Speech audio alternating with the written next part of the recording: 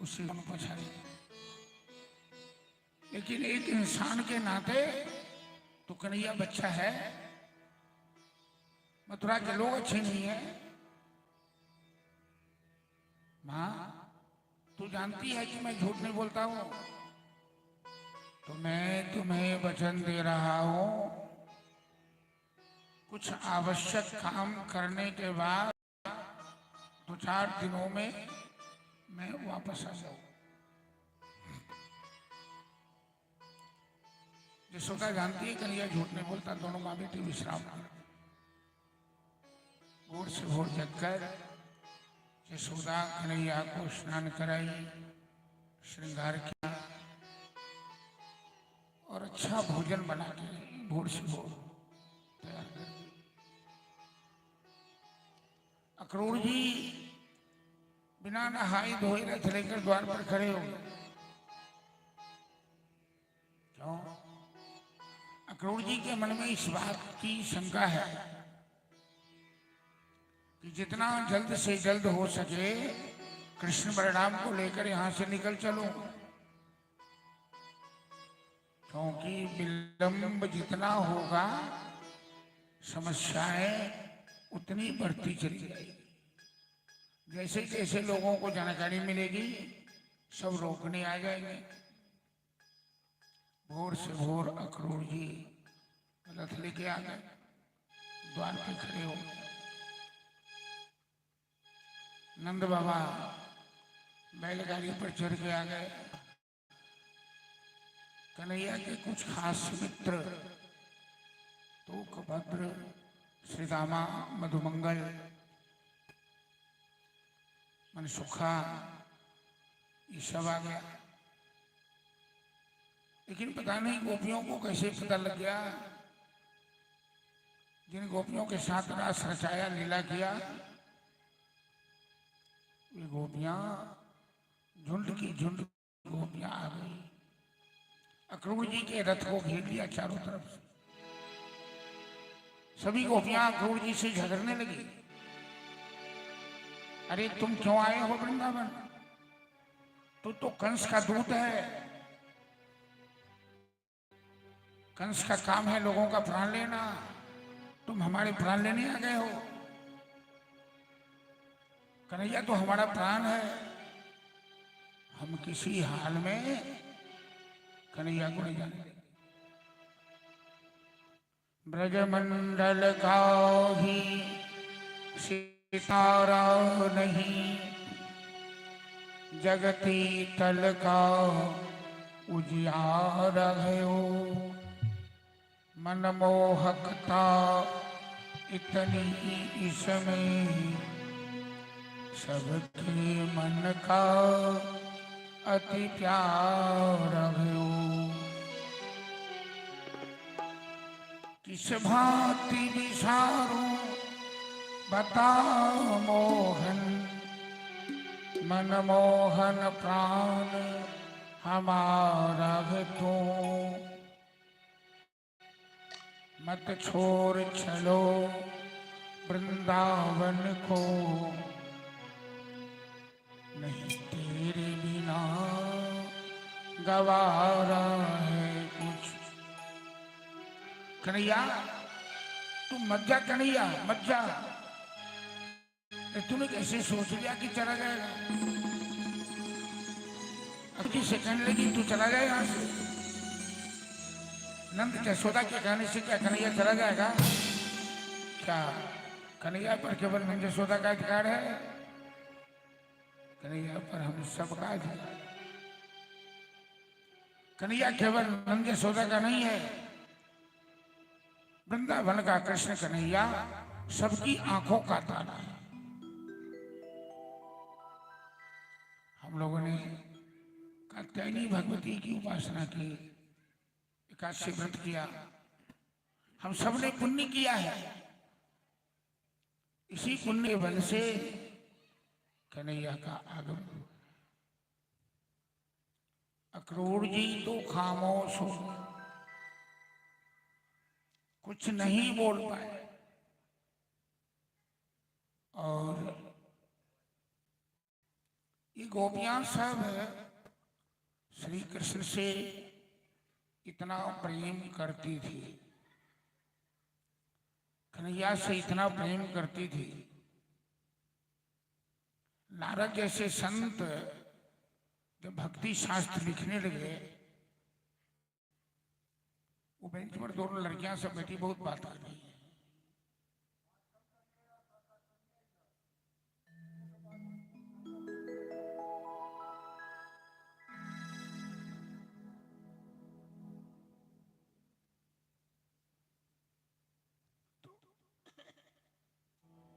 तो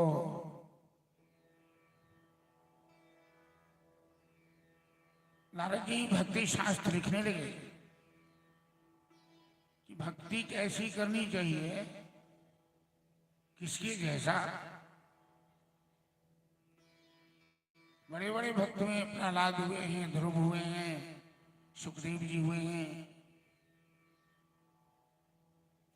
नारद जी ने किसी का नाम नहीं लिया, नारद जी ने ब्रज की गोपियां का नाम लिया,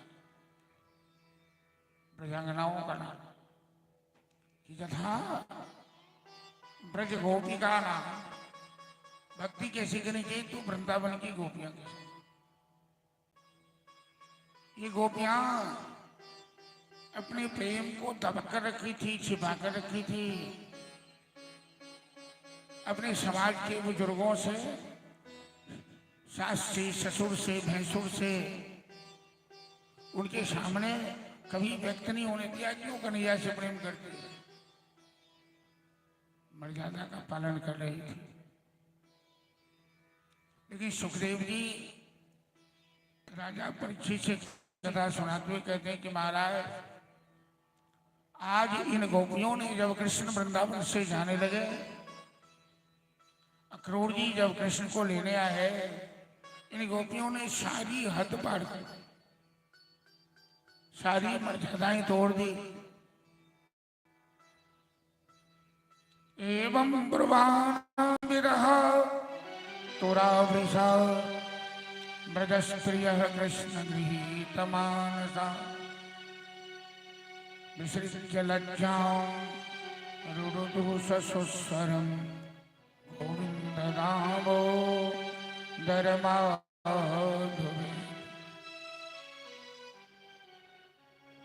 गोपियां कहने लगी, कन्हैया मत जा, कन्हैया मत जा, कन्हैया हमें छोड़कर मत जा, हम तेरे बिना नहीं जी सकते। और गोपियों का यह हाल देखकर यशोदा का हाल खराब हो गया।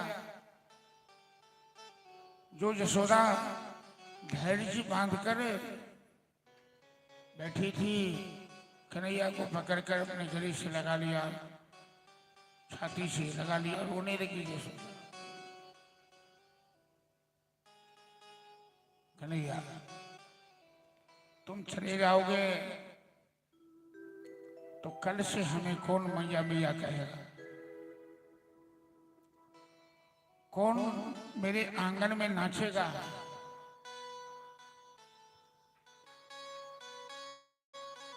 कौन हमसे मक्खन मिश्री दही मांग मांग के खाएगा। वृंदावन के मधुवन में कौन रास रचाएगा, बंसी की मीठी तान कौन सुनाएगा।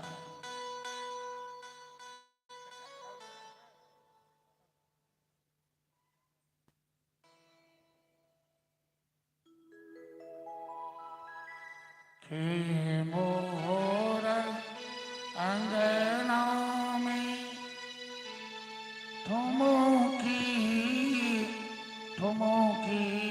छल दई, तो तैली बचन के सुने तेरे कन्हैया, तो तैली बचन के सुने तेरे कन्हैया।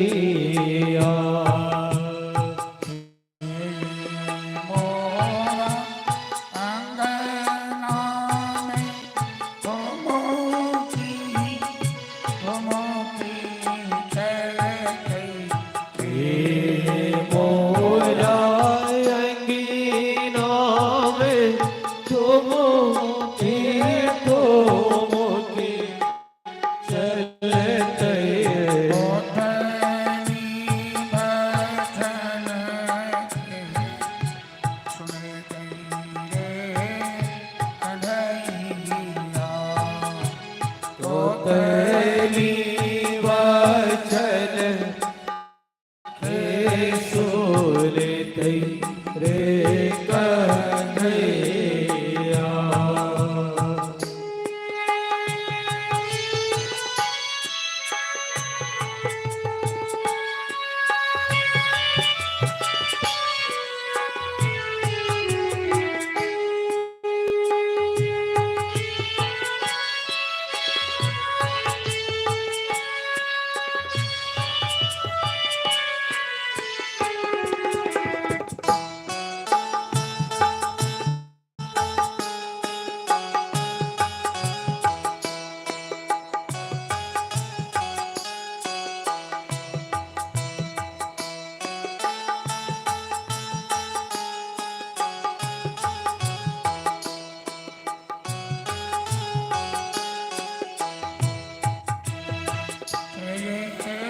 मोरा वृंदावन गैया हो चरे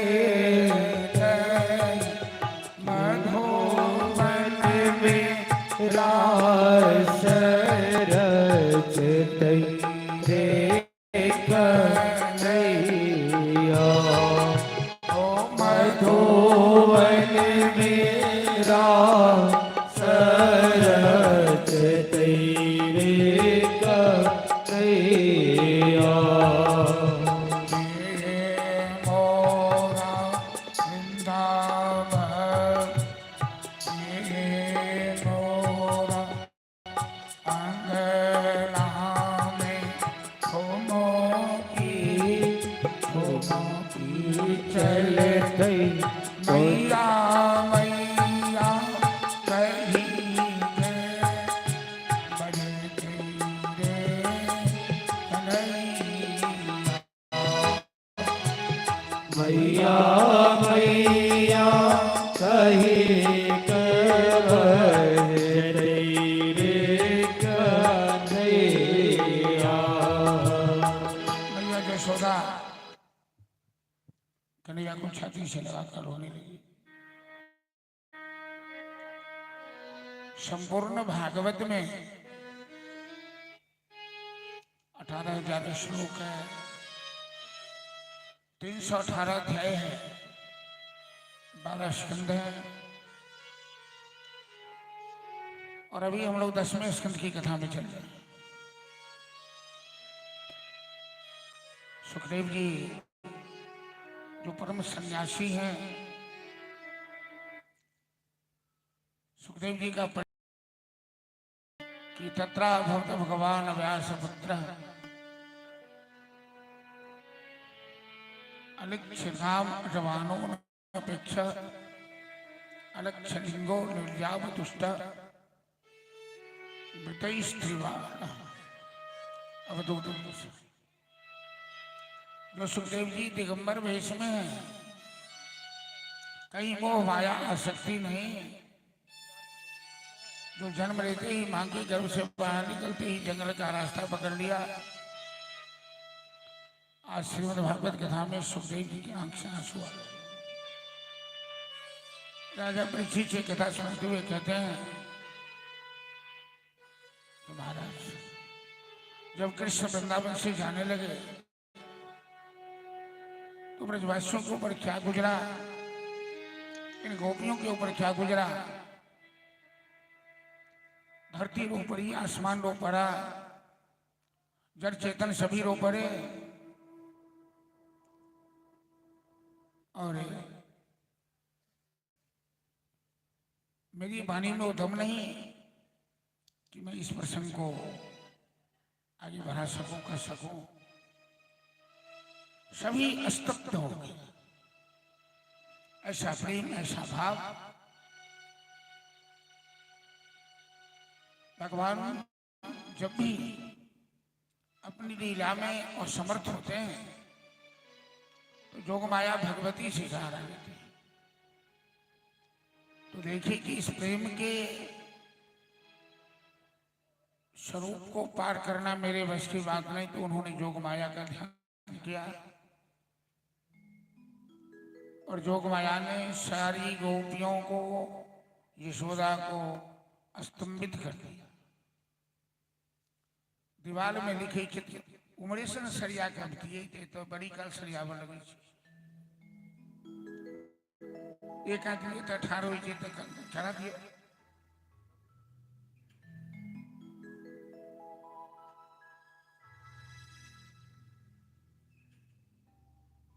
ठंडा में भगवान के लताम खुल में सर्दी भरी थी। अब उनके सर्दी बेला से हमरो ही हाल है।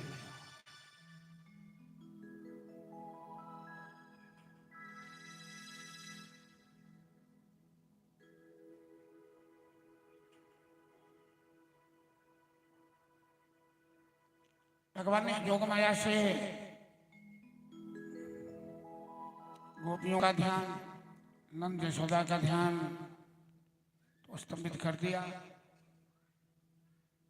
लेकिन उनकी जो आह्लादनी शक्ति है श्री राधा रानी, वो सबसे अलग थलग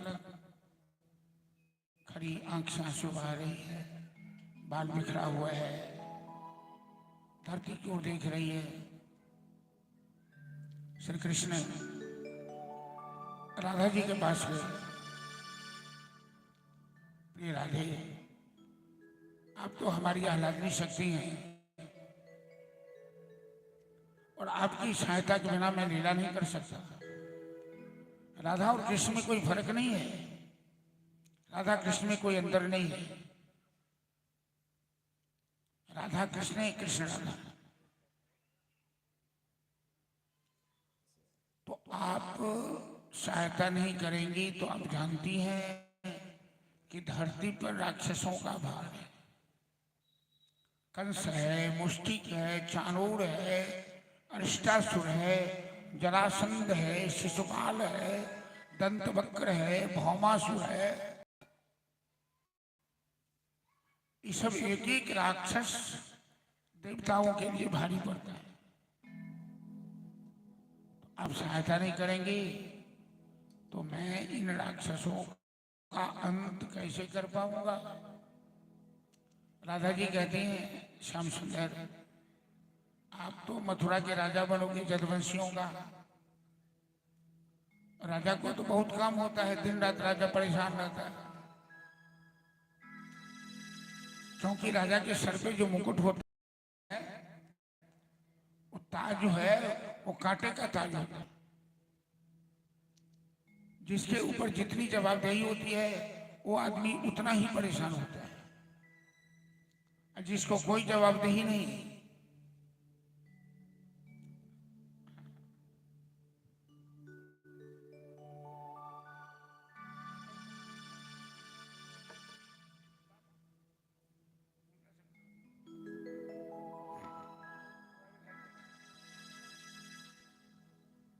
एक राजा की सेना जा रही थी लड़ाई करने, ध्यान से सुनिए। तो आगे आगे सेनापति जाता है, बीच सड़क पे एक साधु पड़ा हुआ था, योगी। सेनापति ने कहा महात्मा जी जरा बगल हो जाइए, सेना आ रही है, हाथी घोड़े आ रहे हैं। राजा साहब की सेना आ रही है। तो साधु कहते हैं कौन सा राजा? अरे मैं तो महाराजा हूं, तो मेरे अलावा कौन सा राजा? बैठूंगा। सेनापति जाके राजा से कहा कि एक साधु सड़क पे लेटा हुआ है और वो कहता है कि मैं खुद बादशाह हूं, मैं क्यों किसी राजा का आदेश मानूं? तो राजा तो बड़े ज्ञानी थे। राजा हाथी से नीचे उतर के उसके पास आए। राजा आया, कहता है महात्मा जी आपकी सड़क क्यों नहीं खाली करें, रास्ता क्यों नहीं दे रहे हैं, आप कहाँ जा रहे हैं? तो महात्मा ने पूछा राजा से कि तुम कौन हो? कहा मैं राजा हूं। तो महात्मा कहते हैं कि मैं महाराजा हूं, तू मेरा आदेश मानेगा कि मैं तेरा आदेश मानूं? राजा ने पूछा कि आप कैसे महाराजा हैं महाराज? एक राजा को 3 प्रकार की शक्तियां चाहिए, रख दीजिए ना उस पर। एक राजा को 3 प्रकार की शक्तियां चाहिए। क्या क्या चाहिए? सैन्य बल चाहिए, छत्र बल चाहिए और कोष बल चाहिए। कोष मतलब खजाना। सेनाओं के लिए आज भी हिंदुस्तान में देख लीजिए, दूसरे देशों में, कि मिलिट्रियों के लिए जितनी हिफाजत है सरकार के घर में किसी के लिए नहीं है। क्योंकि मिलिट्री आर्मी देश की रक्षा करता है, इसलिए। तो सेना के लिए कोष बल चाहिए। आपके पास न सेना है, न छत्र बल है, न कोष बल है, तो आप महाराजा कैसे हो गए? महात्मा जी कहते हैं, राजा सुनो, जिसको शत्रु होता है, शत्रु को जीतने के लिए सेना चाहिए। मेरा इस संसार में कोई शत्रु ही नहीं है, मैं पूरी दुनिया का बादशाह हूं। तेरी छोटी सी सेना है और मैंने सारे शत्रु को मार दिया है, मेरे पास वो सेना है, इसलिए मैं विश्व का सम्राट हूं। राजा कहा, ये बात तो ठीक है, आपके पास छत्रबल? कहा, छत्रबल इंद्रियों को वश में करने से बल्कि कोई छत्रबल होता है क्या? जो अपनी इंद्रियों को वश में नहीं किया, वो छत्रबल क्या होता है? राजा कहते हैं, ठीक है। कहा, अच्छा, तो आपके पास कोष बल? आप तो लंगोटी पहने हुए, धन तो नहीं है आपके पास। तो महात्मा जी कहते हैं कि मेरे पास संतोष बल है, हमें कुछ नहीं चाहिए, और जिसको कुछ नहीं चाहिए वो दुनिया का बादशाह होता है। चाह गई चिंता मिटी मनुआ वे परवाह, जिनको कछु न चाहिए वही शहंशाह। राजा सेना लेकर वापस चला गया, मान लिया कि महात्मा जी ठीक है, शहंशाह है। तो राधा जी ने कहा कि कन्हैया, आप तो यदुवंशियों के राजा बनेंगे और मेरा समय कैसे कटेगा? मेरे जीने का सहारा क्या होगा? कन्हैया अपनी बंसी राधा जी को सौंप देते हैं और अपने शरीर से पीताम्बरी उतार कर राधा जी को दे देते हैं। कहते हैं, राधे, जब जब आप बंसी बजाकर हमें याद करेंगे, मैं आपके पास रहूंगा। ये बंसी बजाकर आप हमें जब जब याद करेंगे, मैं आपके पास रहूंगा। परीक्षित ने सुखदेव जी से पूछा कि गुरुदेव, श्याम सुंदर अपनी बंसी के बिना कभी चैन नहीं रहते थे।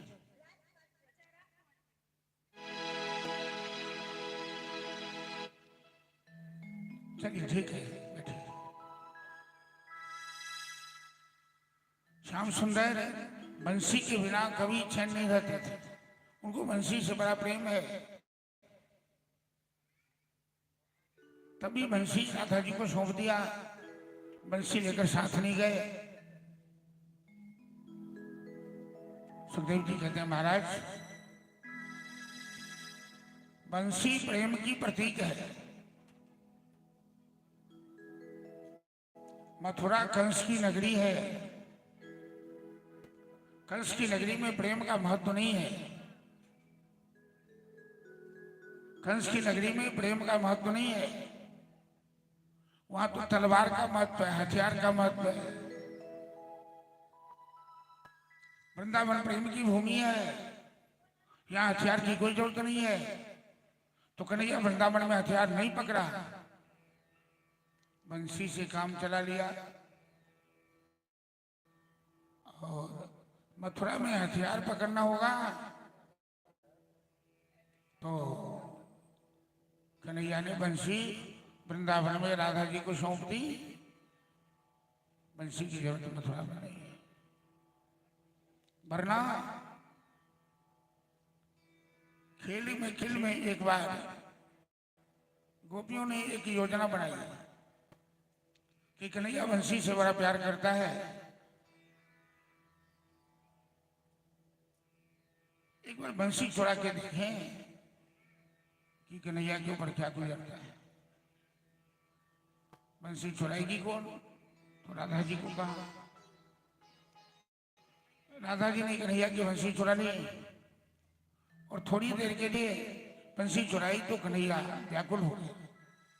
तो मैया जयशोदा से कहने लगा कि मैया हे राधे की बंसी चुरौलन मुरलिया दिलवा देगे माई।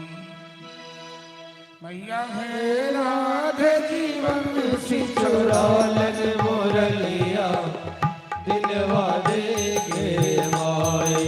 मैया है राधे की बंसी चुरौलन मुरलिया दिलवा देगे माई। मैया है राधे की बंसी चुरौलन मुरलिया दिलवा देगे माई।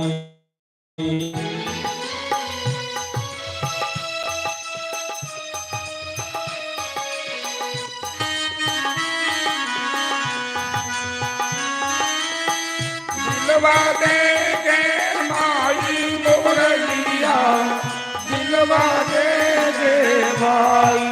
मैया है राधे की बंसी चुरौलन मुरलिया दिलवा देगे माई। मैया है राधे की बंसी चुरौलन मुरलिया दिलवा देगे माई।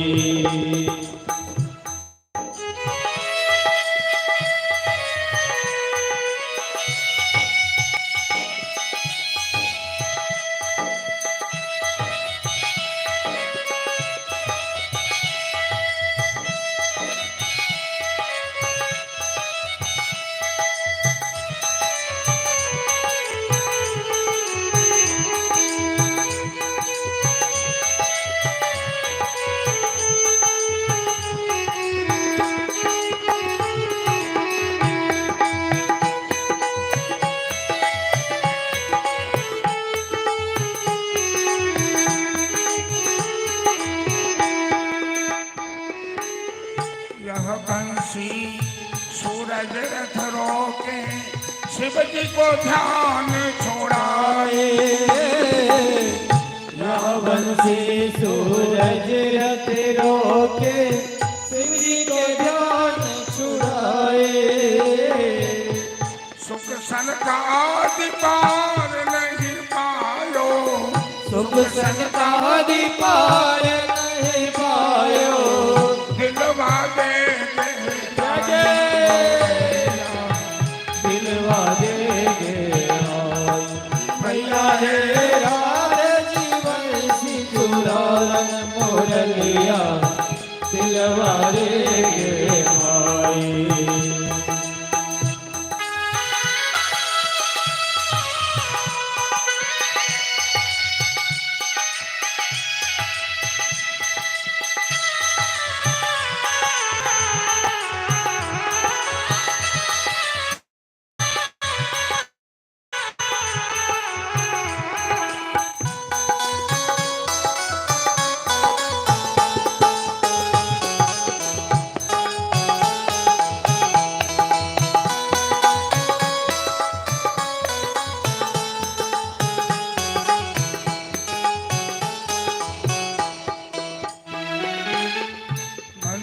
बल गोवर्धन धारो कलिया के मान कटाई बंसीधर गोवर्धन धार्यो कलिया के मान धराए यमुना तट पर रास रचायो यमुना तट पर रास रचायो दिलवा दे के माया दिलवा दे भैया हे राधे जीवन चुरालन मोरलिया दिलवा देंगे माई मैया है राधे जीवन चुरालन मोरलिया दिलवा देंगे माई जय जय श्री राधे। हेलो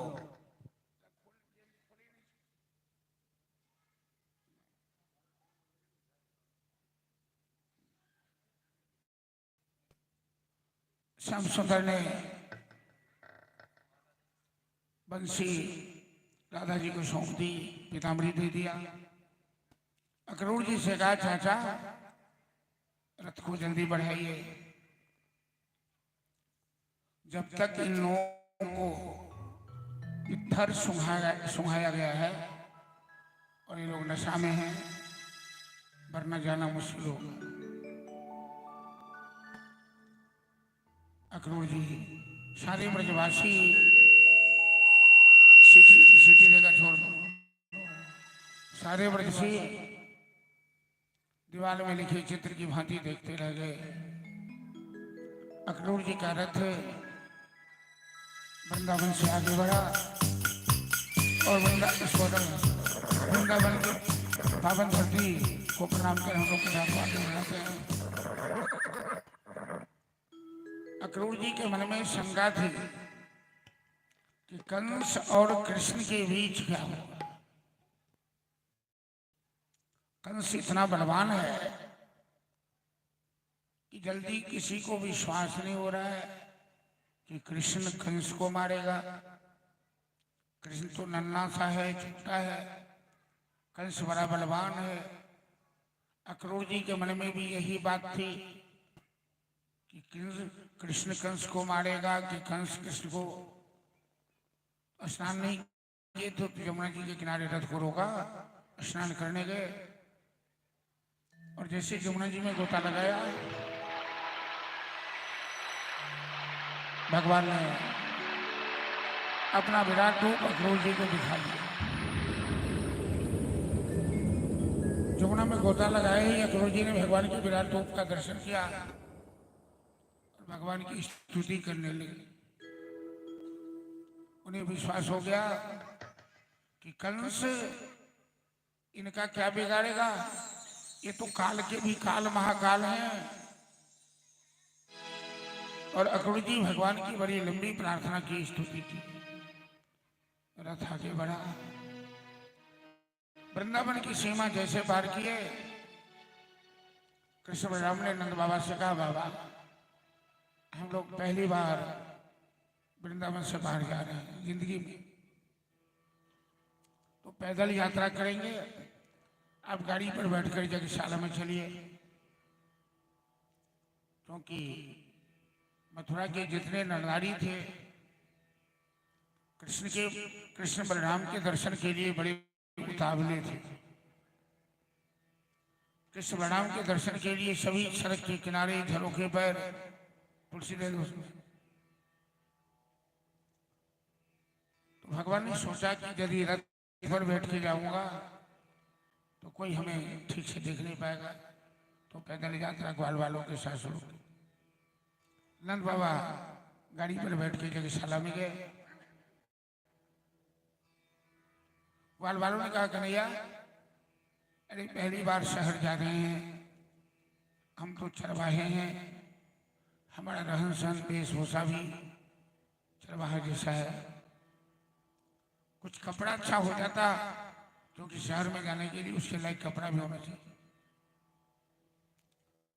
उसी समय एक धोबी कपड़े की पुटरी लेकर जा रहा था कंस के दरबार में, कंस के दरबार का धोबी था। कन्हैया ने कहा, वो मामा जी जरा सुनना तो। धोबी कहता है, तू हमें मामा जी क्यों कह रहे हैं? कन्हैया ने कहा, मामा जी, मथुरा के राजा कंस हमारे मामा हैं और तुम मथुरा की प्रजा हो तो तुम भी हमारे मामा लगोगे। धोबी कहता, अच्छा तू कंस का भांजा है, आज तो तुम्हें कंस मार डालेगा, तुम्हें पता है। कन्हैया ने कहा, मामा जी, अरे कंस हमको मारेगा कि मैं कंस को मारूंगा, ये तो समय बताएगा। इसमें से कुछ कपड़े मेरे मित्रों को दे दो, ये राज दरबार में जा रहे हैं। धोबी ने कुछ टेढ़ी जैसी बात की कि तू चरवाहा होकर राज दरबार का कपड़ा पहनेगा, शर्म नहीं आती है? बलराम ने कहा, कन्हैया, इसका स्वभाव तो बड़ा टेढ़ा लगता है। कन्हैया कहते हैं, भैया ये आज का टेढ़ा नहीं है, ये धोबी जन्म जन्मांतर का टेढ़ा है। इसी धोबी ने सीता के ऊपर अंगुली उठाया था अयोध्या में कि सीता कलंकनी है। जो सीता की अग्नि परीक्षा की, ये धोबी ने कहा कि सीता कलंकनी है। मैं तो मर्यादा पुरुषोत्तम था, इसलिए इसे कुछ नहीं कहा। अभी तो मैं स्वतंत्र हूं। तो बलराम जी ने कहा, तो फिर देखते क्या हो, इसका पुराना हिसाब किताब चुकता कर दो। ऐसा झापड़ लगाया श्री कृष्ण ने धोबी को, एक ही झापड़ में प्राण त्याग दिया। सारे कपड़े ग्वाल वालों ने अपने में बांटा। एक दर्जी की दुकान खोली थी, वहां साइज फिटिंग करवाया। ग्वाल वाल कहने लगे, कन्हैया कपड़े तो अच्छे हो गए, अब चंदन के बिना कपार अच्छा नहीं लगता। चंदन हर व्यक्ति को लगाना चाहिए। ये ललाट चंदन के बिना यदि खाली रहता है तो दरिद्र आती है। चंदनम मदते नित्यम पवित्रम पापनाशम। चंदन लगाने का मंत्र है कि चंदन लगाने से पवित्रता आती है, पाप नाश होता है, आपदा दूर होती है, लक्ष्मी बसर सर्वदा, और लक्ष्मी का वास होता है। तो ब्रजवासी चंदन के बड़े प्रेमी होते हैं। आज भी वृंदावन जाइए और जो ओरिजिनल ब्रजवासी है वो पूरे कपाड़ में गाल में चंदन लेपता है, बड़ा प्रेम है उसे चंदन से। ग्वाल वालों ने कहा, थोड़ा सा चंदन हो जाए। उसी समय कुबड़ी कंस के दरबार की दासी थी, त्रिलोकरा नाम था उस कुबड़ी का, वो चंदन लेकर जा रही थी।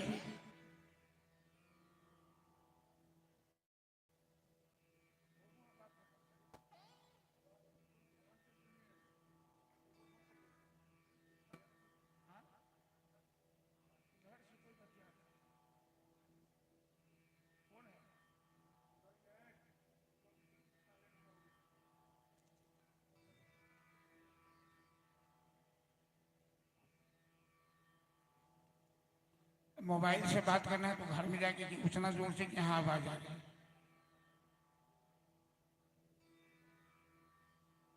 तो कुबड़ी चंदन, कुबड़ी के हाथ का चंदन कंस को बड़ा पसंद था।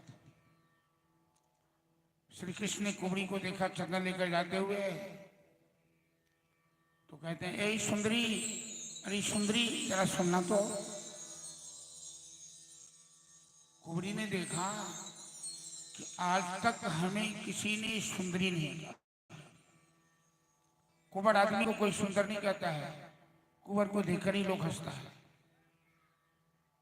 तो कुबड़ी कहती है, श्याम सुंदर, मेरा काम जिंदगी में पहले बार सुन रहा है कि हमें भी कोई सुंदरी कहता है।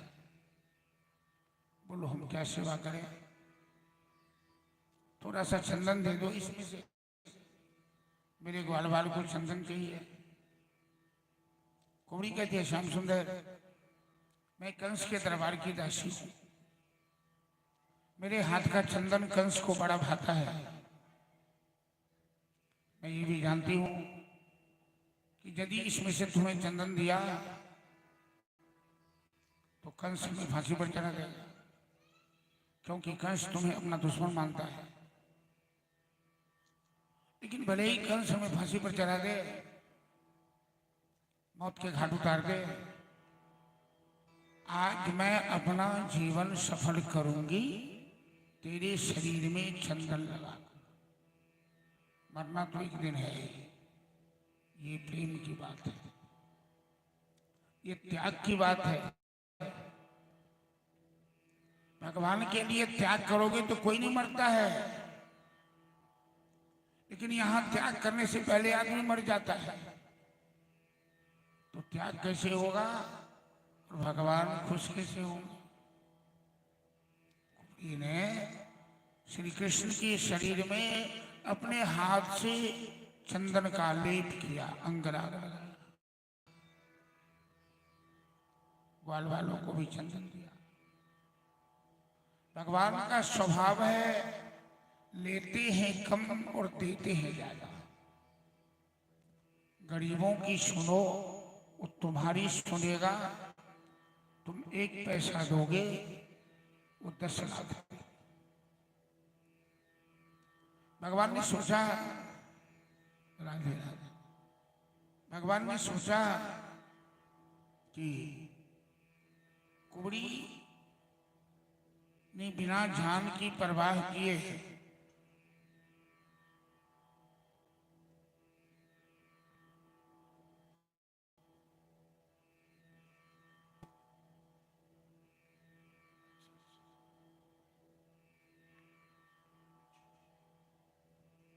चलो हाँ सबके मोहल्ला में सर्वेश्वर बाबू ज्योतिषी जी और सुयोग्य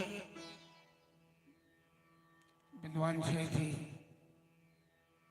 बड़ा बढ़िया है मकान आवास चली था परिचय देव के कागज ने।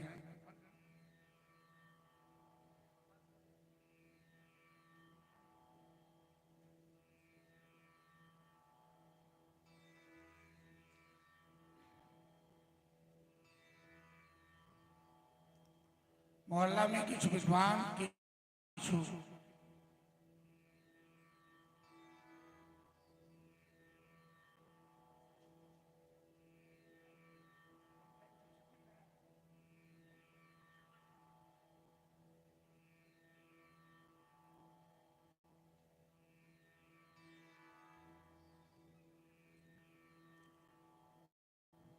तो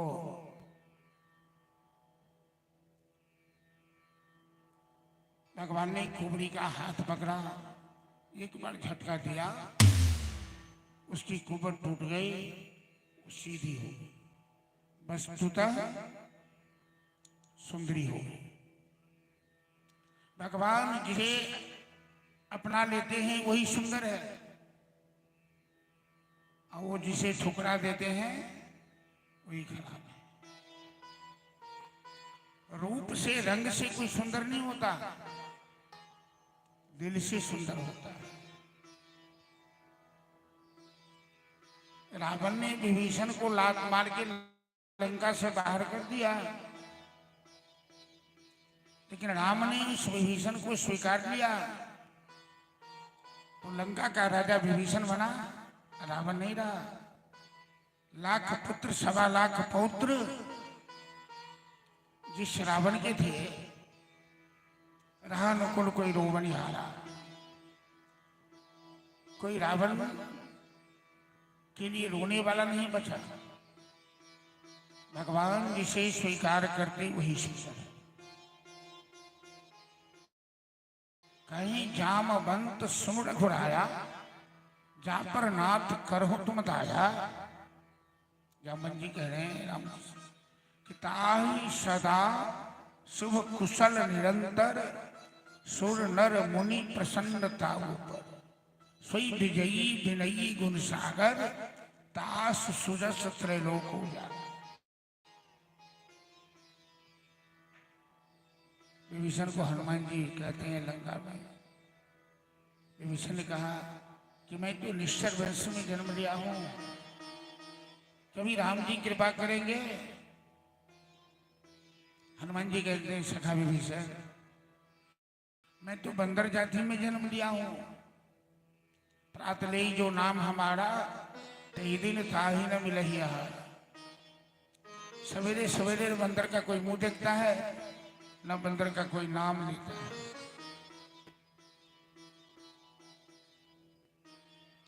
तो भगवान से जुड़े रहने पर मान सम्मान प्रतिष्ठा सब बढ़ी रहती। जब से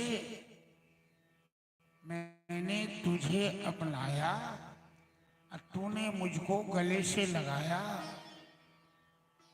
तो तेरे जैसा मान बढ़ाया नहीं कोई रे, तेरे दिनों शाम हमारा नहीं कोई। मैं बार बार इस बात को दोहराता हूं कथा कि आप लोगों को याद रहे, आपके कान के अंदर से बात आपके दिल में जाए। ऐसा नहीं कि एक क्षेत्र से बात गई और दूसरे से निकल गई। यहां बंद करके अंदर से अंदर यहां आने दीजिए।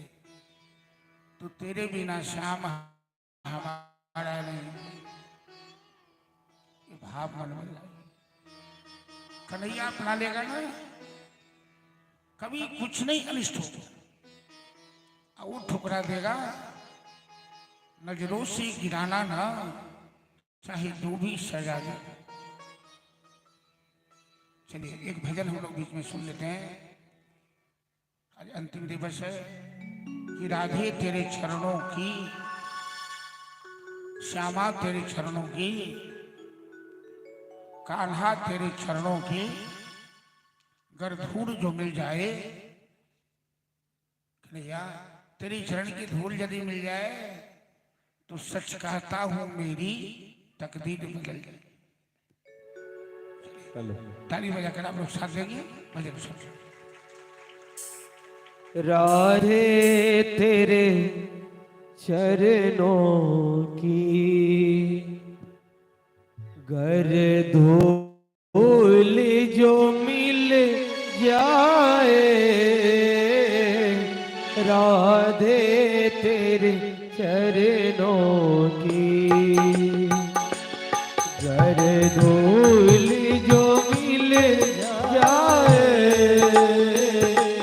सच कहता हूँ मेरी, सच कहता हूँ मेरी, तकदीर बदल जाए, राधे तेरे चरणों की, श्यामा तेरे चरणों की।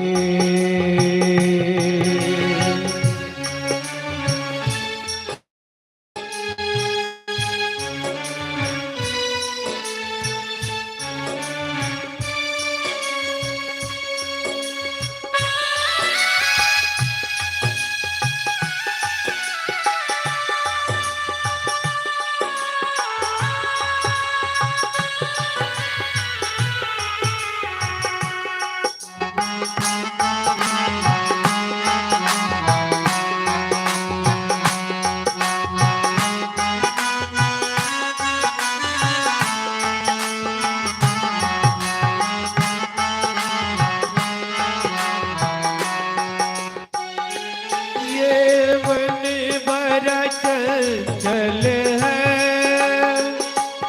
कैसे इसे समझाऊं, ये मन बड़ा चंचल है, कैसे इसे समझाऊं, जितना इसे समझाओ, जितना इसे समझाओ, उतना ही मचल जाए,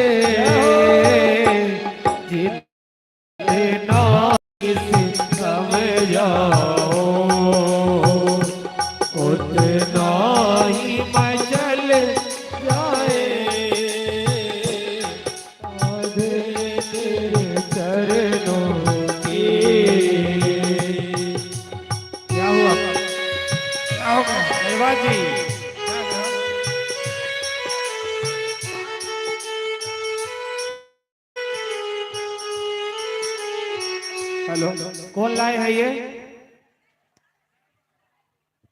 कौन लाया है ये यहाँ पर? कौन फेंका है? देखिए,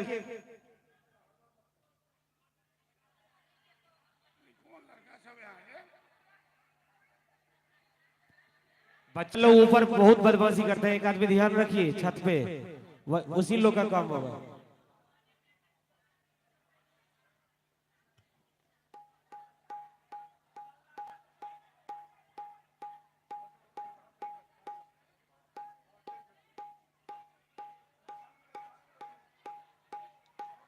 बैठ जाइए, सवाल बैठ जाइए।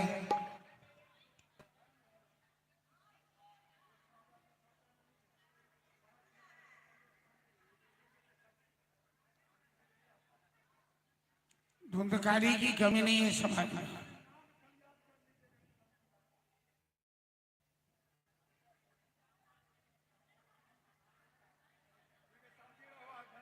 सब आदमी शांत हो जाइए, चलिए। और एक इस तरह से हरकत करने वाला, हेलो,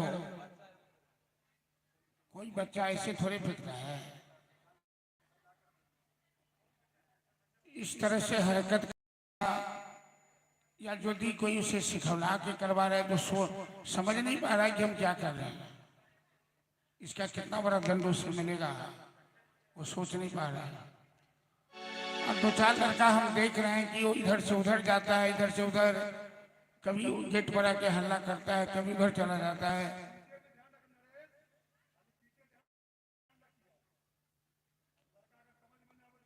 हाँ, वहां से कथा भी सुनिए, थोड़ा ध्यान भी रखिए, क्योंकि जब जब जग हुआ है ना तो तारका शिवाऊ राक्षस सब उसमें ढेपा ढेला हड्डी तक फेंका है।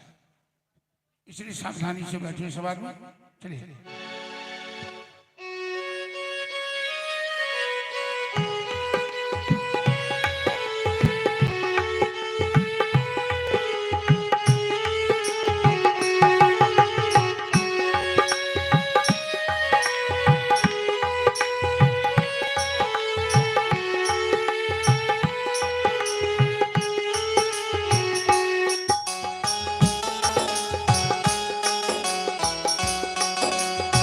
ताली बजाइए, सभी डर दूर हो जाएगा। भगवान के नाम पे ताली बजाइए प्रेम से।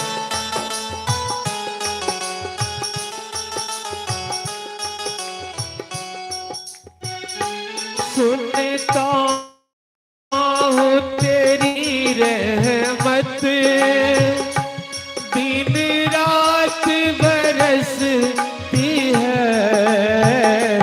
सुनता हूँ तेरी रहमत दिन रात बरसती है।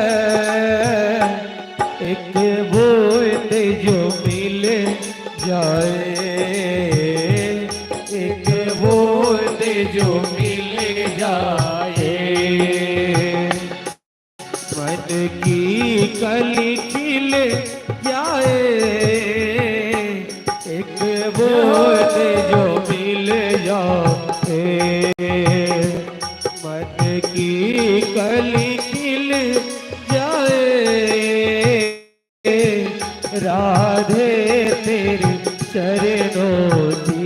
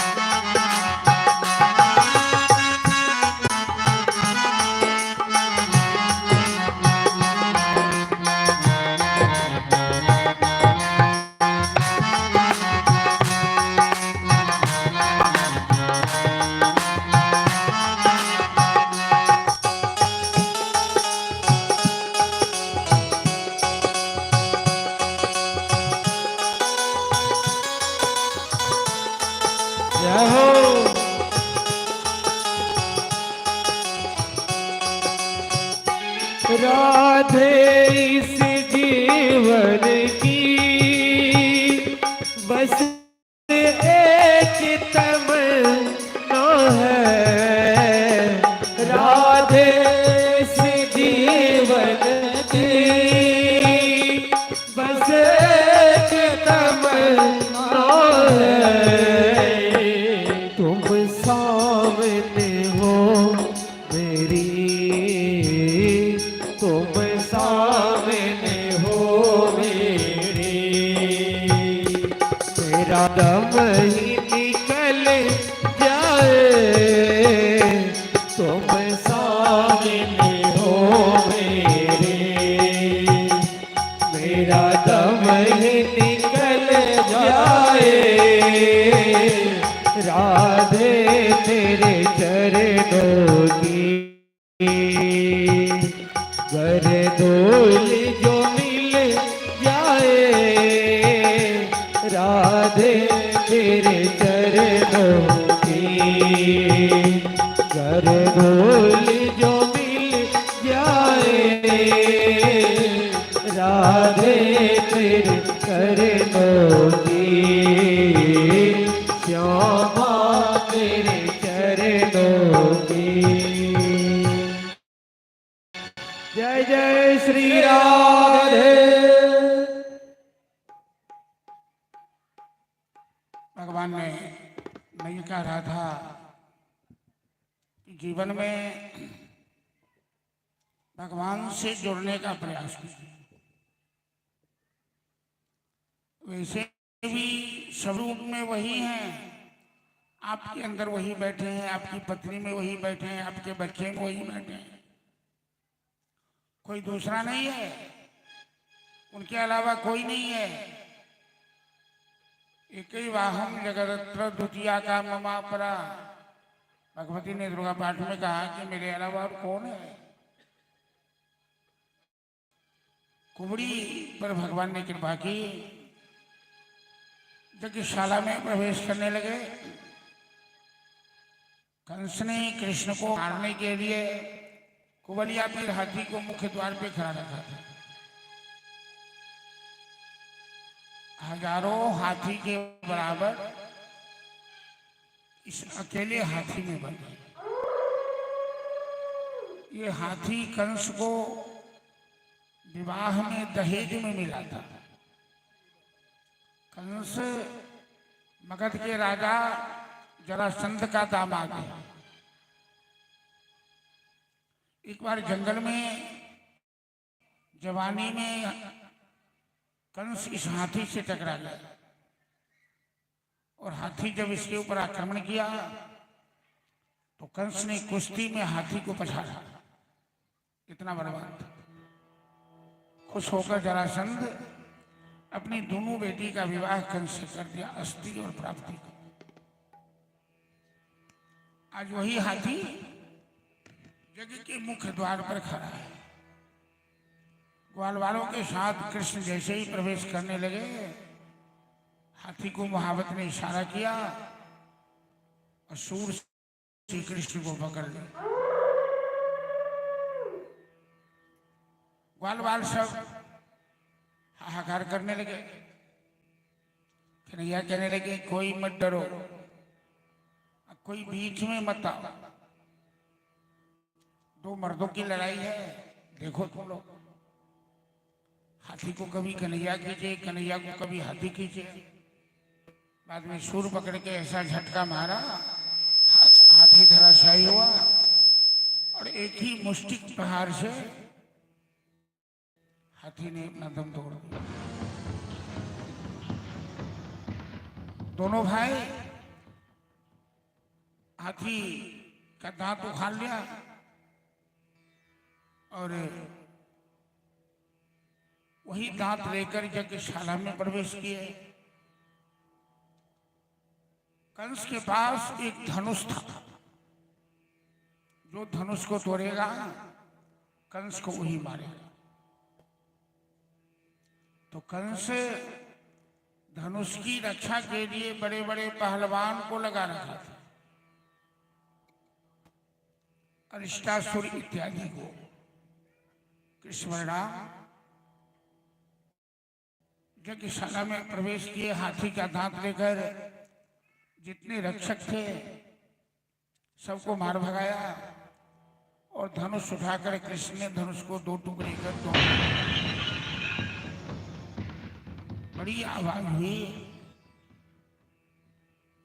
मथुरा के लोग आश्चर्य करने लगे, इस बालक ने धनुष को तोड़ा है, क्या यही बालक कंस को मारेगा? ये बालक देखने में तो बड़ा छोटा है। दर्शक दीघा में नंद बाबा बैठे थे, कृष्ण बलराम ग्वाल वालों के साथ। इधर का बक्सा बंद हो गया रे। कृष्ण बलराम नंद बाबा के पास जाकर बैठ गए ग्वाल वालों के साथ। कंस सिंहासन पर बैठा हुआ है, कुश्ती का बड़ा शौकीन है कंस। और अखाड़े में दो पहलवान मुष्टि छानोट लंगोटे बांधकर पैतरेबाजी कर रहा है। इन दोनों पहलवान से लड़ने वाला कोई योद्धा नहीं है। ये दोनों किसी से हारा नहीं। मुष्टिक ने बलराम का हाथ पकड़ा, छानोर ने कृष्ण का हाथ पकड़ा और उसे अखाड़े में खींच लिया। कहा हमसे दो हाथ कुश्ती हो जाए। नंद बाबा घबरा गए। अरे ये कंस हमें इसीलिए बुलाया है, मेरे लला को मरवाना चाहता है इन पहलवानों से। क्योंकि नंजी मुष्टिक चाणूर को जानते थे कि बड़ा बलवान है ये कितने को मार चुका है। मेरा लला बच्चा है, ये हाथी जैसा मोटा तगड़ा पहलवान मेरे लला को मार डालेगा। लेकिन कंस के भय से कोई बोल नहीं सकता। कंस जो करेगा वही होगा। कृष्ण बलराम कहते हैं कि पहलवानों से गए, तू बच्चा से कुश्ती लड़ेगा, तुम्हें शर्म नहीं आती है? तू इतना बड़ा पहलवान है, मोटा तगड़ा है, अपनी बराबरी का जोधा ढूंढ।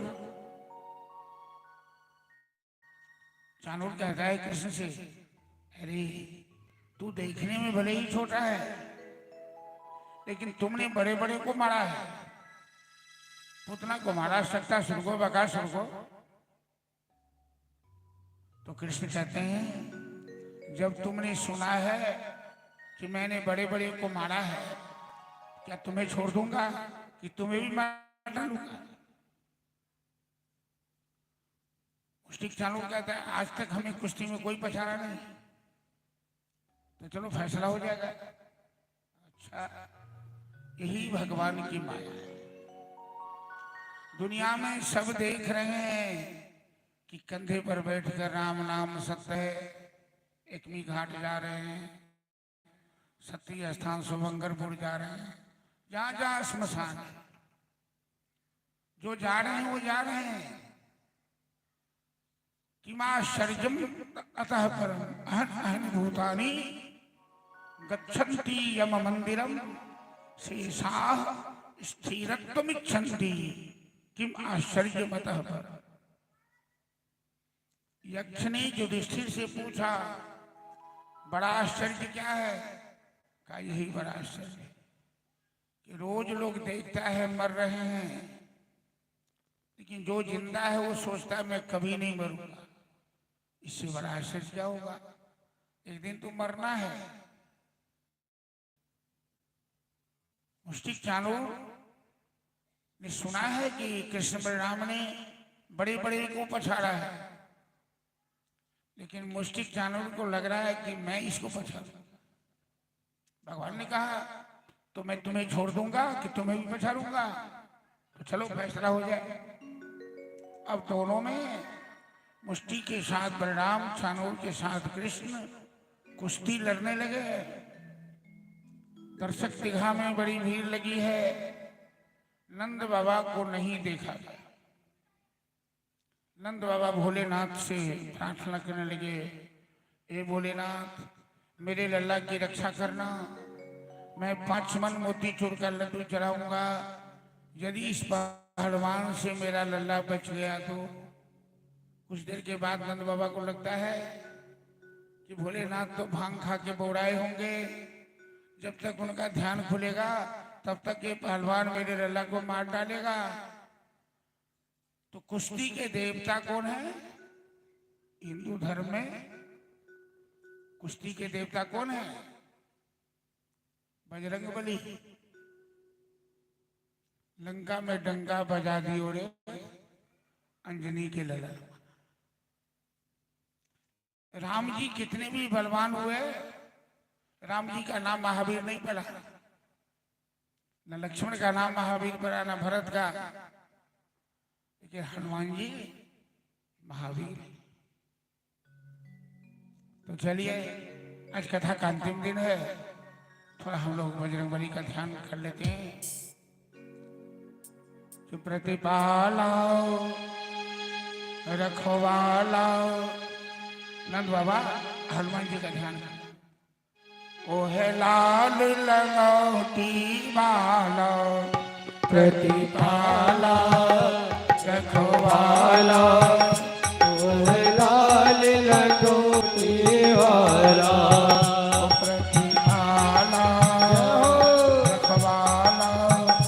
ओ है लाल लंगोटी वाला प्रतिपाला रखवाला, ओ है लाल लंगोटी वाला। सकल जगत के स्वामी हो तुम, सकल जगत के स्वामी हो तुम, घर घर करत उजाला प्रतिपाला रखवाला, ओ है लाल लंगोटी वाला। प्रतिपाला रखवाला, ओ है लाल लंगोटी वाला।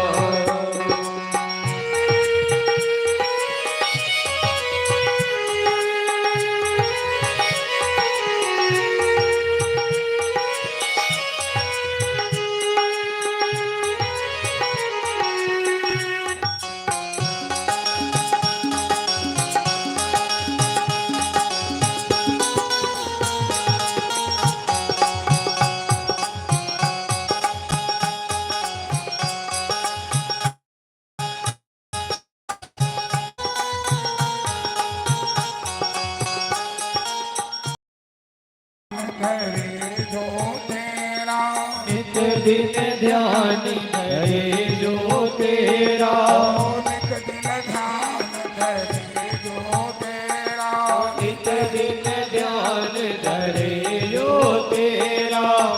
जब राम की माला हो, जब राम की माला हो, धूप दीप नैवेद्य चढ़ावे, धूप दीप नैवेद्य चढ़ाए, बड़े नलम का पाला हो पाला प्रतिपाला रखवाला, ओ है लाल लंगोटी वाला।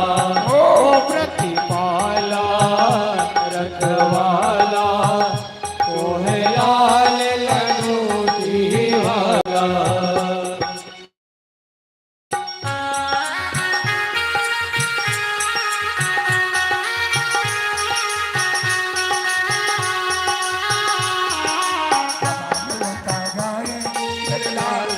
बजरंगी का मेरे लाल बजरंगी का ओरी ओरी हवा में उड़ता जाए मेरे लाल ध्वजा बजरंगी का, मेरे लाल ध्वजा बजरंगी का ओरी ओरी।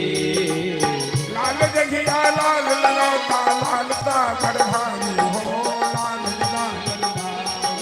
लाल गलिया लाल लौटा लाल गदा बटवारी हो, लाल गदा बटवारी। हवा में उड़ता जाए मेरे लाल ध्वजा बजरंगी का, मेरे लाल बजरंगी का ओरी ओरी।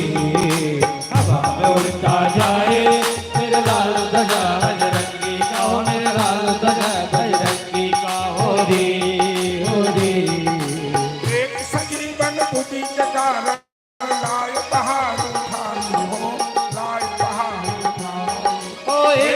जीवन मुखी के कारण लाए पहाड़ उठाई हो, लाए पहाड़ उठाए। यहो बजरंगी गाँव में लाल ध्वजा, बजरंगी का होरी होरी हवा में उड़ता जाए मेरा लाल ध्वजा, बजरंगी गाँव में लाल ध्वजा, बजरंगी का होरी होरी रखवाला जय है लाल वाला ओ प्रतिपाला रखवाला ओ है लाल लनोटी वाला। जब जब भीड़ पड़े भक्तन पे, जब जब भीड़ पड़े भक्तन पे, जब जब भीड़ पड़े भक्तन पे, जब जब भीड़ पड़े भक्तन पे, तूने दिया सहारा हनुमान जी, तूने दिया सहारा हनुमान जी। हे दुख भंजन अंजनी नंदन, हे दुख भंजन अंजनी नंदन, तूने गजब कर डाला डाला, ओ प्रतिपाला रखवाला ओ है लाल लनोटी वाला, ओ प्रतिपाला रखवाला ओ है लाल लनोटी वाला, लाल लनोटी वाला। बोल बजरंगबली की जय।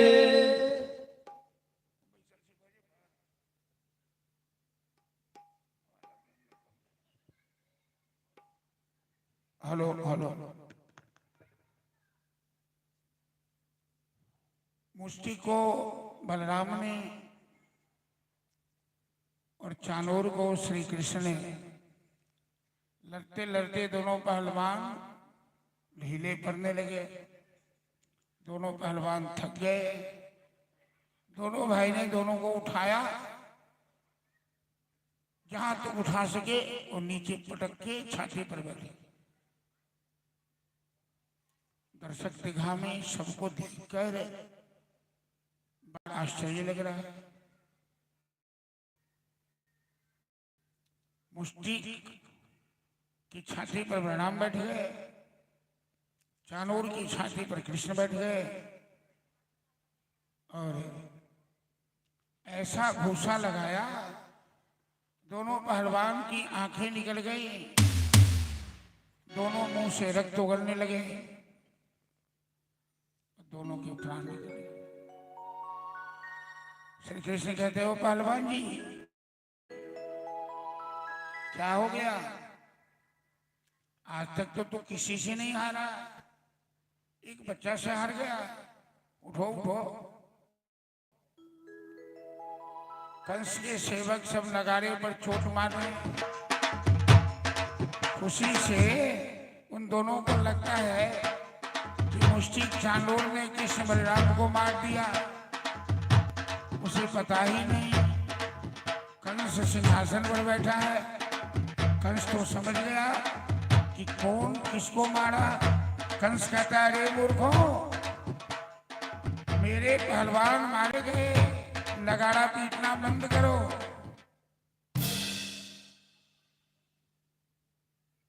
कृष्ण बोला अखाड़े से छलांग लगाकर कंस के पास चले गए। कंस जब तक सावधान होता, कृष्ण ने कंस का केस पकड़ा, सिंहासन से पछाड़ा नीचे और छाती पर बैठे। कहा मामा कंस, तुमने हमें मारने के लिए कोई कोशिश छोड़ा नहीं। मेरा तो बाल बाका नहीं हुआ, आज तो मरने के लिए तैयार हो जा। और ऐसा घूसा लगाए कंस जैसा बलवान भगवान के एक ही घूसा में दम तोड़। क्योंकि भगवान के अंदर तीन लोक की शक्ति है। श्री कृष्ण मामा के मायर देखी, कंस के दूटा पत्नी अष्टि और प्राप्ति जरासंध के बेटी, दोनों पत्नी काना लगलखिन अपन पति के वियोग में विधवा भगलखिन हैं।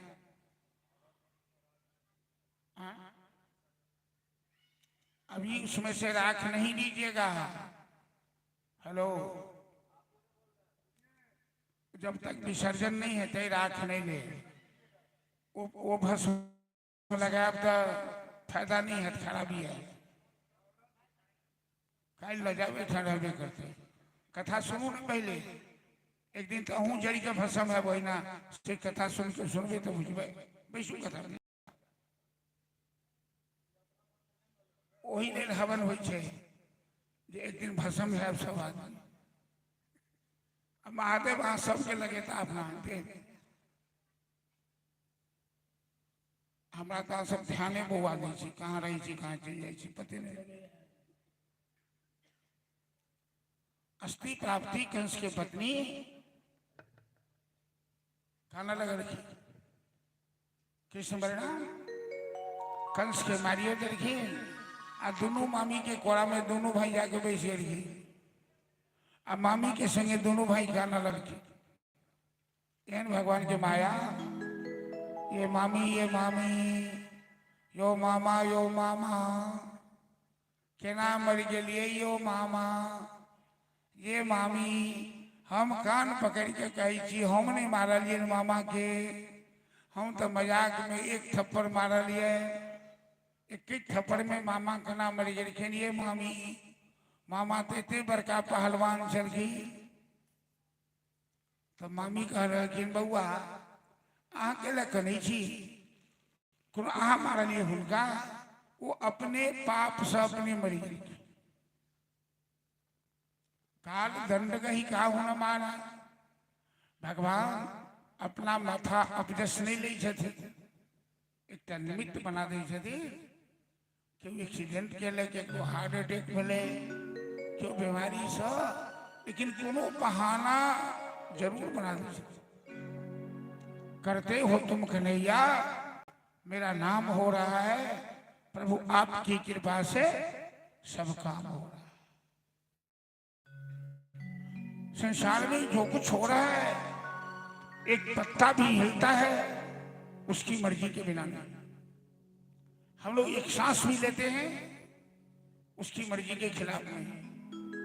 लेकिन हम कहते हैं कि हम ऐसे बलवान, हम ऐसे बलवान।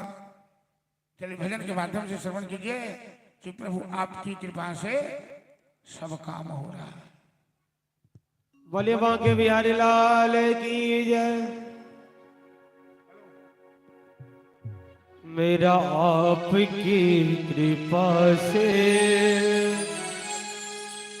सब काम हो रहा है। सभी आदमी तालियां बजाकर भजन में संग दीजिएगा। मेरा आपकी कृपा से सब काम हो रहा है। मेरा आपकी कृपा से सब काम हो रहा है। मेरा आपकी कृपा से सब काम हो रहा है। मेरा आपकी कृपा से सब काम हो रहा है। करते हो तुम करैया, मेरा नाम हो रहा है। करते हो तुम करैया, मेरा नाम हो रहा है। मेरा आपकी कृपा से, मेरा आपकी कृपा से अब काम हो रहा है। मेरा आपकी कृपा से सब काम हो रहा है।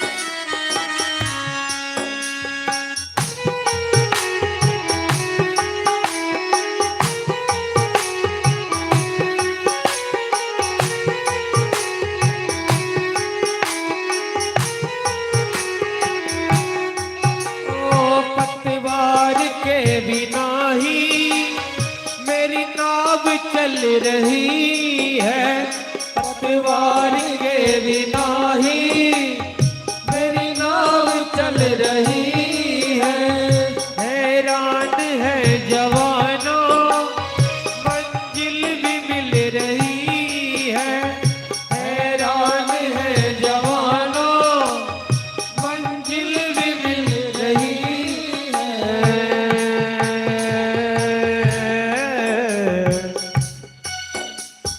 करता नहीं मैं कुछ भी, ओ करता नहीं मैं कुछ भी, सब काम हो रहा है। करता नहीं मैं कुछ भी, सब काम हो रहा है। करते हो तुम कन्हैया, मेरा नाम हो रहा है। करते हो तुम कन्हैया, मेरा नाम हो रहा है। मेरा आपकी कृपा से, मेरा आपकी कृपा से अब काम हो रहा है। ओ मेरा आपकी कृपा से अब काम हो रहा है।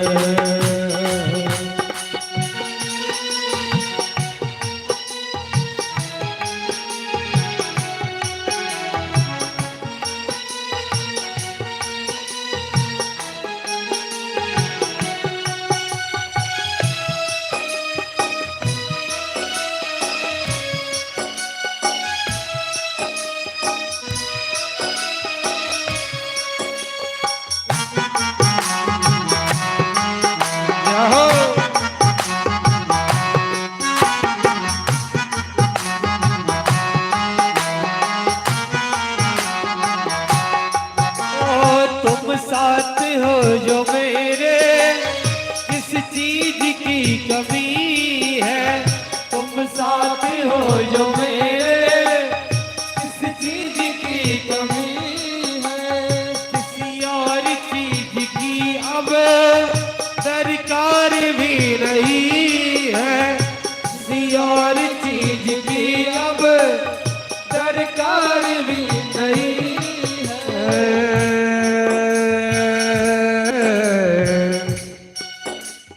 तेरी दया से दा सब, ओ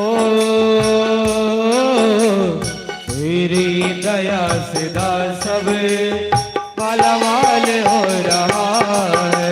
ओ तेरी दया से दा सब माला माल हो रहा है। करते हो तुम कन्हैया, मेरा नाम हो रहा है। करते हो तुम कन्हैया, मेरा नाम हो रहा है। मेरा आपकी कृपा से, मेरा आपकी कृपा से अब काम हो रहा है। ओ मेरा आपकी कृपा से अब काम हो रहा है। जाओ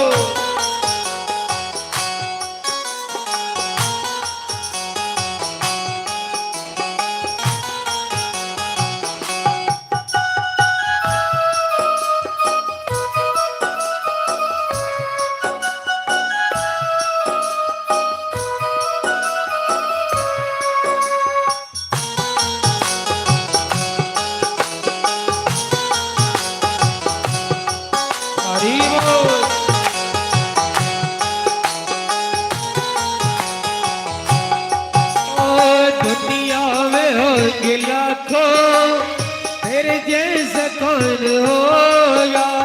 दुनिया में होंगे लाखों, तेरे जैसा कौन होगा। तुझ जैसा बंदा परिवर भला ऐसा कौन होगा। तुझ जैसा बंदा परिवर भला ऐसा कौन होगा।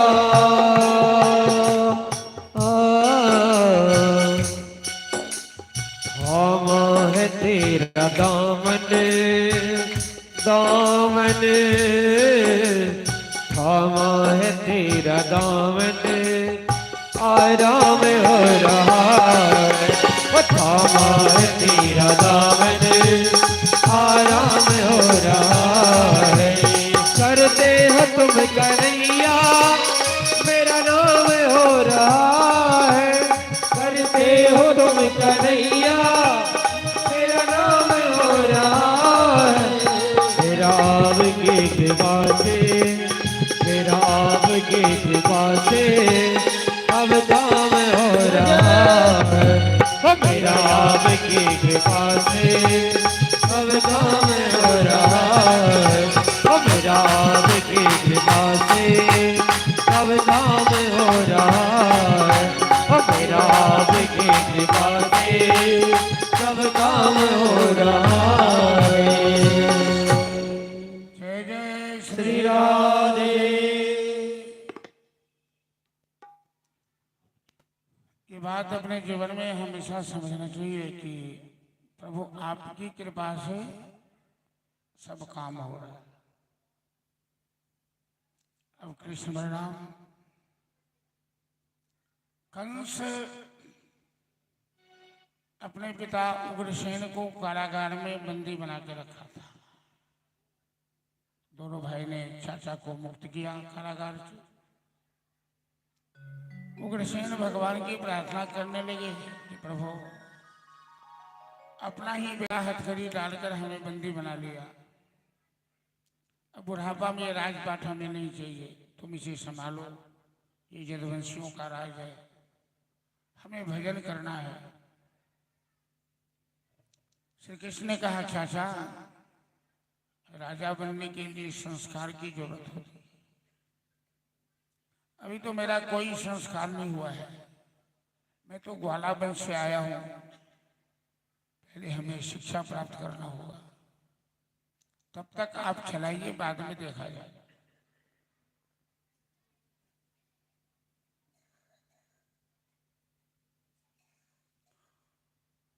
वसुदेव देवकी को कारागार से मुक्त किया, हथकड़ी बेड़ी कटवाए, जितने पहरेदार से सबको मारपीट के भगाया।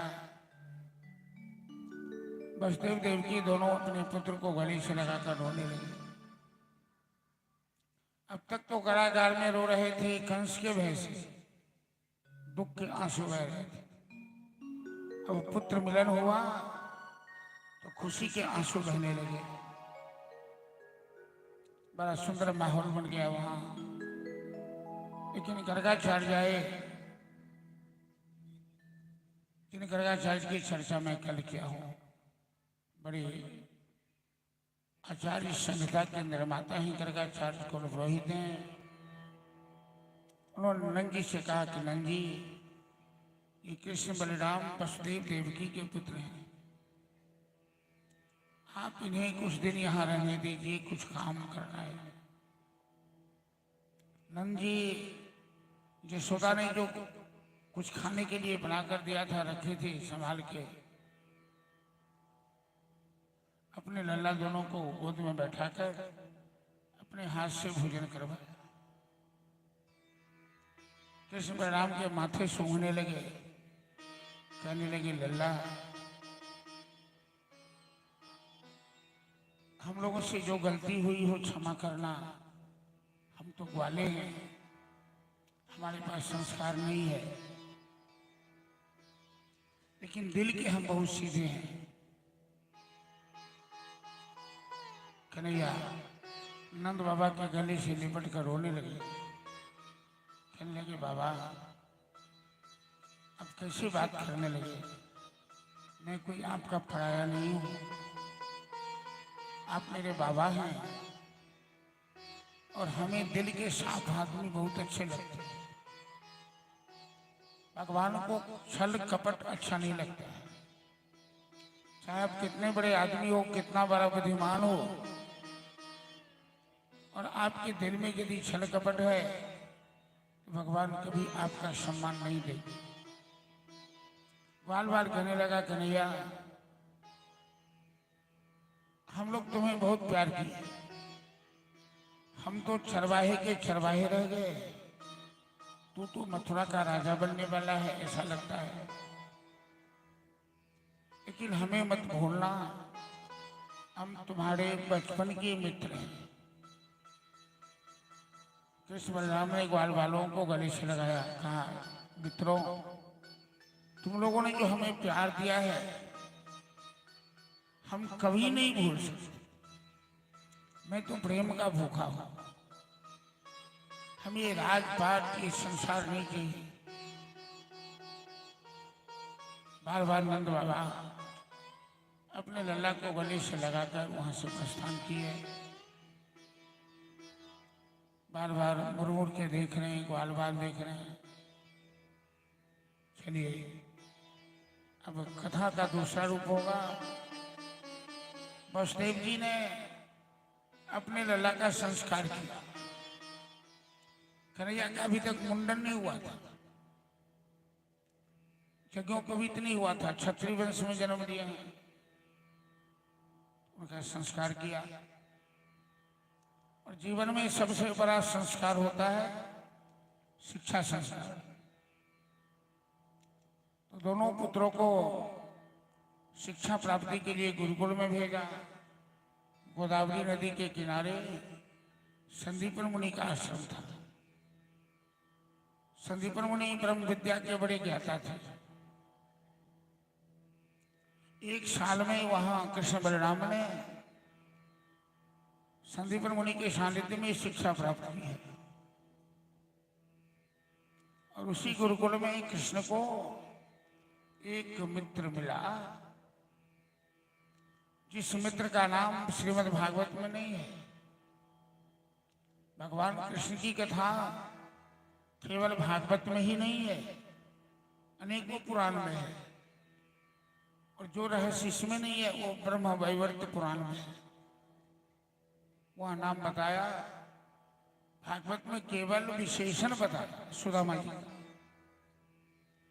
कृष्ण सिद्ध सखा कश्चित ब्राह्मणो ब्रह्मवित्तम विरक्त इंद्रियार्थेषु प्रशांतात्मा जितेंद्रिय। कृष्ण के कोई सखा थे जो जात से ब्राह्मण है, ब्रह्म ज्ञानी है, जितेंद्रिय है, ब्रह्मचारी है। ऐसा बताया, नाम नहीं बताया। दो प्रमुख पात्र हैं भागवत के। राधा जी का नाम भागवत में कहीं नहीं है। सुदामा कृष्ण के अभिन्न मित्र हैं, उनका नाम नहीं है। सुखदेव जी ने नाम नहीं दिया, राधा जी का नाम नहीं दिया, क्योंकि राधा शब्द उच्चारण करते ही सुखदेव जी को समाधि लग जाती थी। और 7 दिनों में राजा परीक्षित को कथा सुनानी है। कहीं मंच पर आंख मूंद कर बैठ गए तो समाधि खुलेगी नहीं और परीक्षित का उद्धार नहीं होगा। इसलिए सांकेतिक नाम कश्चित, काचित, अपरा, अनया, राधा जी के विषय में संकेत किया। सुदामा के विषय में भी कश्चित। गुरुकुल से शिक्षा प्राप्त कर लौटे। सुदामा अपने घर चले गए, गुजरात के रहने वाले थे। कृष्ण बलराम मथुरा लौट के आए। लेकिन आते समय गुरुजी से पूछा कि गुरुजी कुछ दक्षिणा दे दें आपको। बिना दक्षिणा का यज्ञ और विद्या सफल नहीं होती। संदीपन मुनि ने कहा कि तुमने विद्या प्राप्त कर ली, इससे बढ़कर दक्षिणा क्या हो सकती है। एक आदेश है कि जैसे मैंने तेरे जैसे शिष्य को पढ़ाया, तुम भी अपने जैसे शिष्य को पढ़ाना। ये हर व्यक्ति का, हर शिक्षक का उत्तरदायित्व होता है कि समाज के अंदर कुछ अच्छे विद्यार्थी को पैदा करे, संस्कार दे, शिक्षा दे, ताकि इस परंपरा की रक्षा कर सके। गुरु माता ने कहा, कन्हैया हमें तो गुरु दक्षिणा चाहिए। बोलिए माता जी क्या चाहिए? 12 साल पहले इनके पुत्र समुद्र में डूब कर मर गए थे, संदीपन मुनि के पुत्र। उनकी पत्नी कहती है, गुरु माता कहती है, कन्हैया तुम तो सर्वशक्तिमान हो, एक ही बेटा था, उसके बिना घर सोना साना लगा। भगवान ने यमराज पर आक्रमण किया, गुरुपुत्र को पुनर्जीवन दान दिया। भगवान तो सर्वशक्तिमान है। मृत्यु ने जो गुरु सुतम यमलोकनीतम तत्सानयत शरणदः परमास्त्र दत्त। गुरु दक्षिणा में गुरुपुत्र को सौंपा। गुरु और गुरु माता ने बहुत बहुत आशीर्वाद। मथुरा है, उग्रसेन ने कहा कंस के पिता, अब तो तुम विद्या प्राप्त कर लिए, इस सिंहासन तुम संभालो, मैं भजन करूंगा। कृष्ण मथुरा के राजा बने, महाराज बने। जरासंध ने सुना कि मेरे दामाद का हत्यारा राजा बना है, तो जदवंशियों पर आक्रमण करना शुरू कर दिया। कृष्ण बलराम से जरासंध की लड़ाई हुई और जरासंध लड़ाई में हार गया, पराजित हुआ। जो जरासंध कभी किसी से नहीं हारा था, वो बलराम जी से हार गया। श्री कृष्ण दिन भर प्रजा की सेवा करते और रात में झरोखे पर जाकर, छत पर जाकर अकेले में बैठकर आंसू बहाते थे, रोते थे। एक दिन उद्धव जी पहुंचे मथुरा में। कृष्ण के एक मित्र और मंत्री दोनों, उद्धव जी देवराज के पुत्र, जो बृहस्पति के शिष्य परम ज्ञानी और भगवान कृष्ण के बड़े भक्त थे। उद्धव जी पहुंचे, देखिए भगवान को अकेले में बैठकर रोते हुए। उद्धव जी कहते हैं, प्रभु क्या कष्ट है आपको, क्यों आंसू बहा रहे हैं अकेले में बैठकर? श्री कृष्ण कहते हैं, उद्धव तुम पहले आदमी हो जो मथुरा में मेरा हालचाल पूछने आए हो। जब से वृंदावन से आया हूं, किसी ने मेरा हालचाल नहीं पूछा। उद्धव तू मेरा मित्र है, और मित्र से कोई बात छिपाई नहीं जाती। जब से वृंदावन से आया हूं, ग्वाल वालों की याद आती है, मैया यशोदा की याद आती है, नंद बाबा की याद आती है, जमुना की धारा याद आती है, हमारी गंगी गाय याद आती है। जो जो लीला मैंने वृंदावन में की ग्वाल वालों के साथ, सब याद आ रही है बार बार। मैं सोच सोच कर बड़ा उदास हो जाता हूँ। मोहि ब्रज मीश रतनाई, हंस सुता की सुंदर कगरी, और कुंजन की छान। ये मथुरा कंचन की नगरी, मणि मुक्ता हेल जाही। जब ही सुरती आवतवा ब्रज की, ये उमगत जिय नाही ओढ़ो। मोहि ब्रज बीस रतनाई।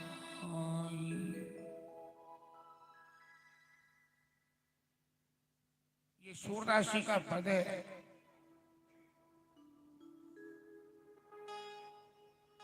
और कन्हैया आंसू बहाकर उद्धव से कहे, सूरदास जी भगवान की बड़ी भक्त थी, समाधि में कविता दी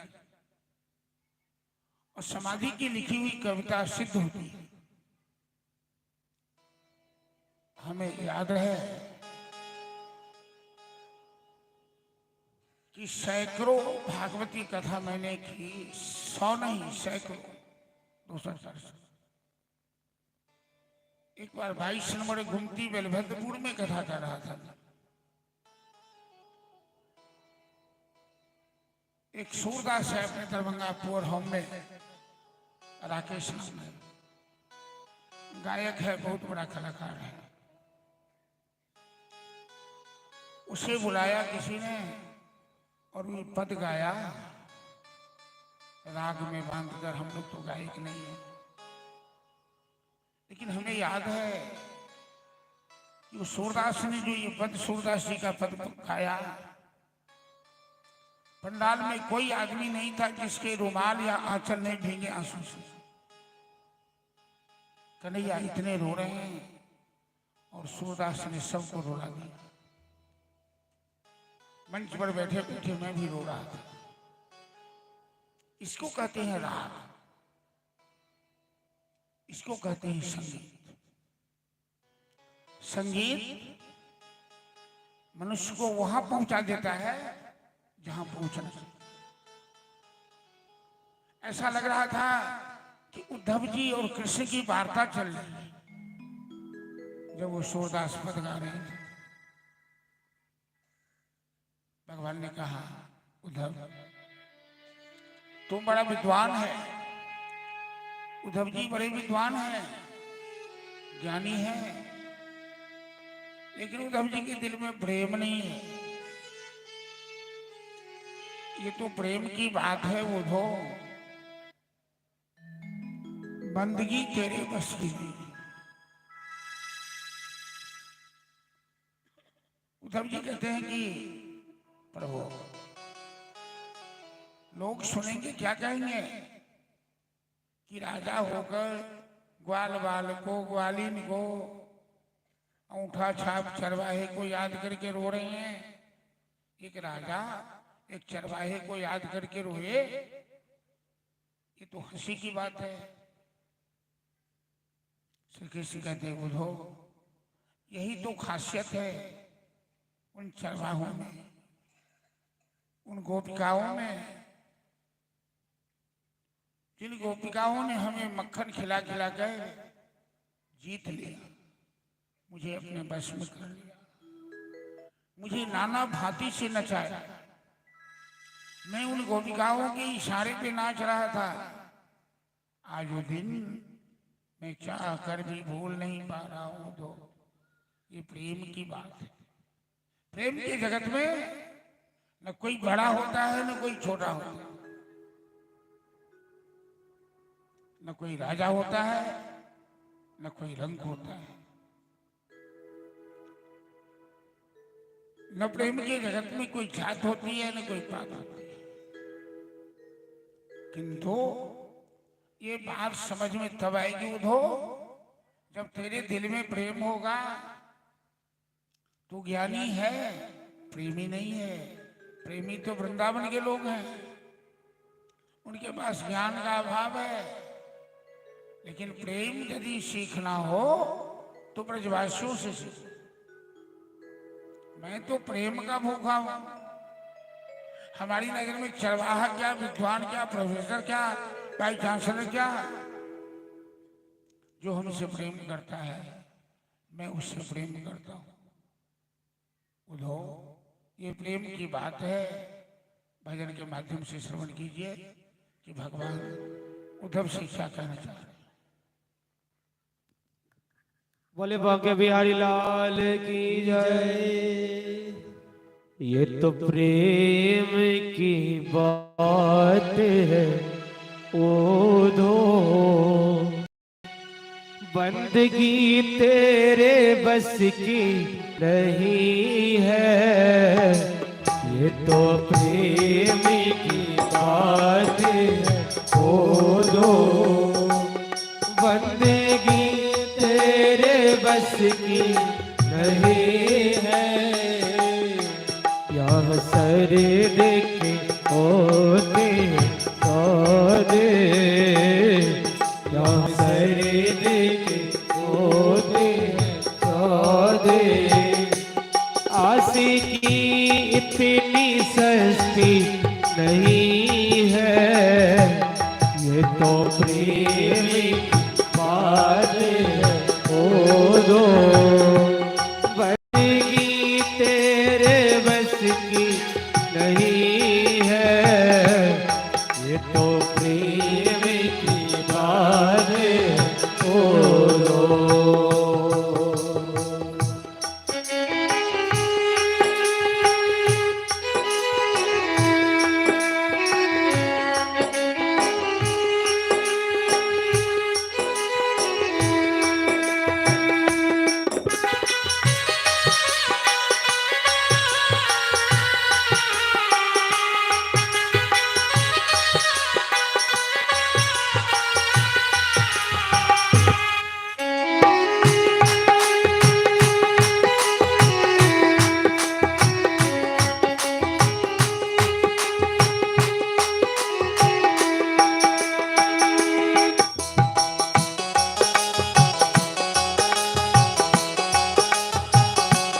जय हो।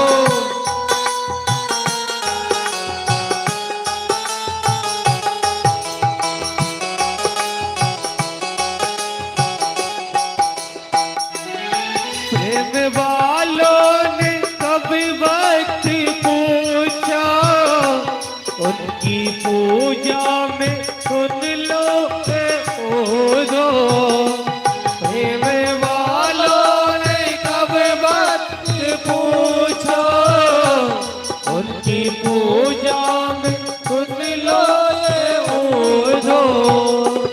उनकी पूजा में सुन लो ओ दो, उनकी पूजा में सुन लो ये ओ दो। यह दम दम यह दम दम होती है पूजा, यह दम दम होती है पूजा। सर झुकाने की फुर्सत नहीं है, ये तो प्रेम की खातिर हो जो। बंदगी तेरे बस की नहीं है, ये तो प्रेम की बात हो दो।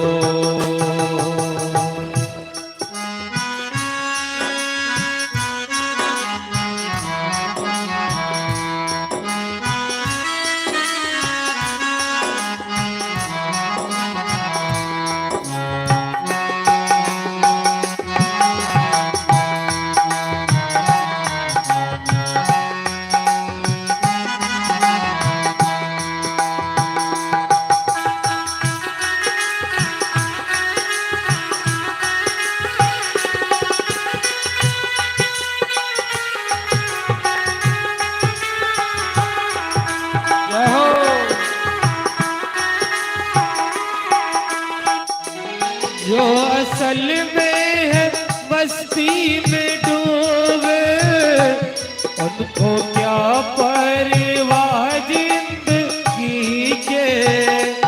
जो असल में है मस्ती में डूबे, उनको क्या परवाह जिंदगी के। उनको क्या परवाह जिंदगी के, उनको क्या परवाह जिंदगी के। जो उतरती है, जो उतरती है चढ़ती है मस्ती, जो उतरती है चढ़ती है मस्ती। वो हकीकत में मस्ती नहीं है, तो ये तो प्रेम की खातिर हो दो।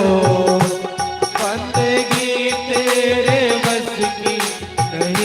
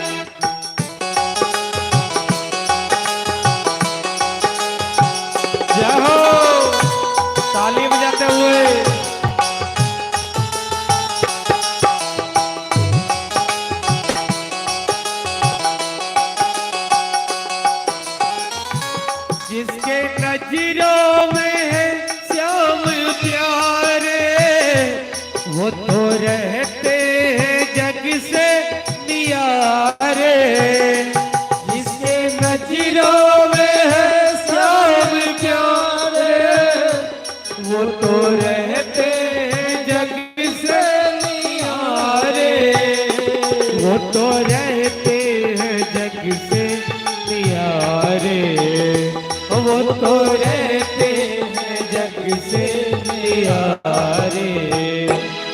जिसके नजीरों में, जिसके नजीरों में मोहन समाए, जिसके नजीरों में मोहन समाए, वो नजर फिर तरसती नहीं है।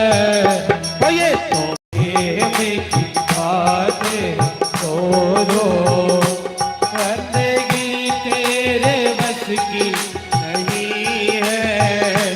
यहाँ सर देख होते होते, आशिकी इतनी सस्ती नहीं है।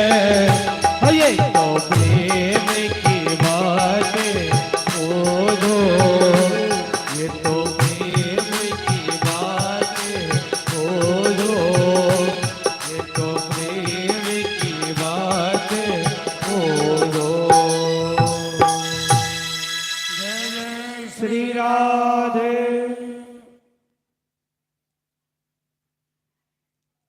भगवान उद्धव से कहते हैं कि उद्धव, मेरा स्वभाव है,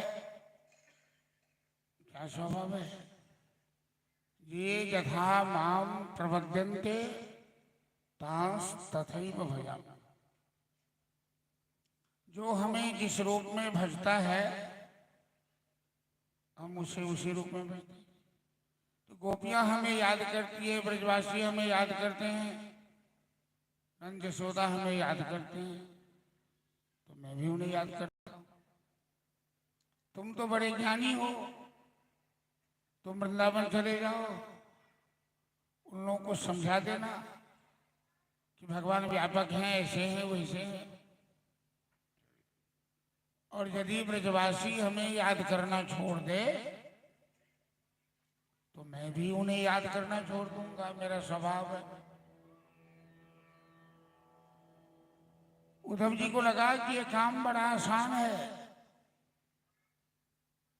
क्योंकि विद्वान है ना, तो विद्वान को तो दावा होता है कि मैं बड़ा ज्ञानी हूं। भगवान ने सोचा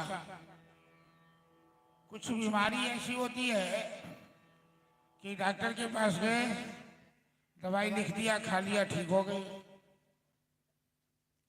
कुछ बीमारी ऐसी होती है कि डॉक्टर भर्ती कर लेता है, और कुछ बीमारी ऐसी भी होती है कि डॉक्टर उसे दूसरी जगह भेज देते हैं। उद्धव जी को जो बीमारी है, क्या बीमारी है उद्धव जी को? ये राजा होकर मूर्खों को क्यों याद करते हैं?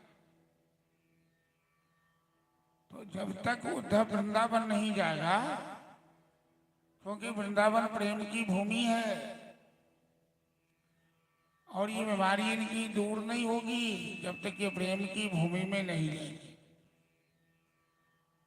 दूसरी बात है, हम लोग चल रहे हैं अभी उद्धव गोपी संवाद।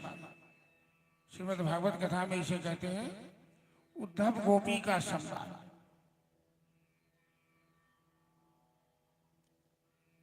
उद्धव को ज्ञान है, प्रेम की कमी है।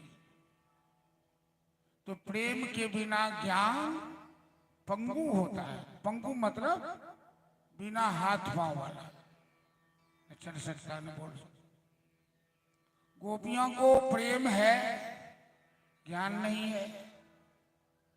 तो ज्ञान के बिना प्रेम अंधा होता है, और प्रेम के बिना ज्ञान पंगु होता है। जब दोनों मिल जाए, ज्ञान और प्रेम, तो बात बन जाती है। प्रेम का कोई स्वरूप नहीं होता है। उद्धव ने कहा कोई पत्र तो लिख दो कि हमें कोई पहचानती नहीं है। दोनों मित्र रात भर जगे, छत पर जाकर कृष्ण लिखवाते हैं, उद्धव जी लिखते हैं। जो लिखते उसे कटवा देते, फड़वा देते। ये ठीक नहीं, ये ठीक नहीं, ये ठीक नहीं। पहले पत्र जे लिखे छे लोग सब तो आई कल ने दुल्हा दुल्हन के संगे रहे छे आ नहियो संग छे तो रोज मोबाइल से बतियाई छे। तो मोबाइल शुरू भेले तो सबसे पहले एसटीडी शुरू भेले ना। हमारा गांव में एसटीडी नहीं रही, इनके गांव बनोली में रही एसटीडी। तो हमारा गांव के मलाहीन सब जाए, ओकर घर वाला सब दिल्ली रहे तो बड़ी बड़ी 100-100 रुपया बिल दे। तो एसटीडी वाला कहे कि इतना लंबा बात करती है, खर्चा लगता है, रुपया खर्चा लगता है। तो महिला कहे लगता है तो लगता है, अपने पति से तो बात करते हैं ना कम से कम। अब मोबाइल से लोग बतिया ले छे, लेकिन जिस समय में मोबाइल सुविधा नहीं रहे तो लोग चिट्ठी से बतियाए। अब पति नौकरी में साल 2 साल के बाद घरे थे तो उम्र से वो भी रहे, इम्हर से ई भी रही, ई वियोग में वो वियोग में।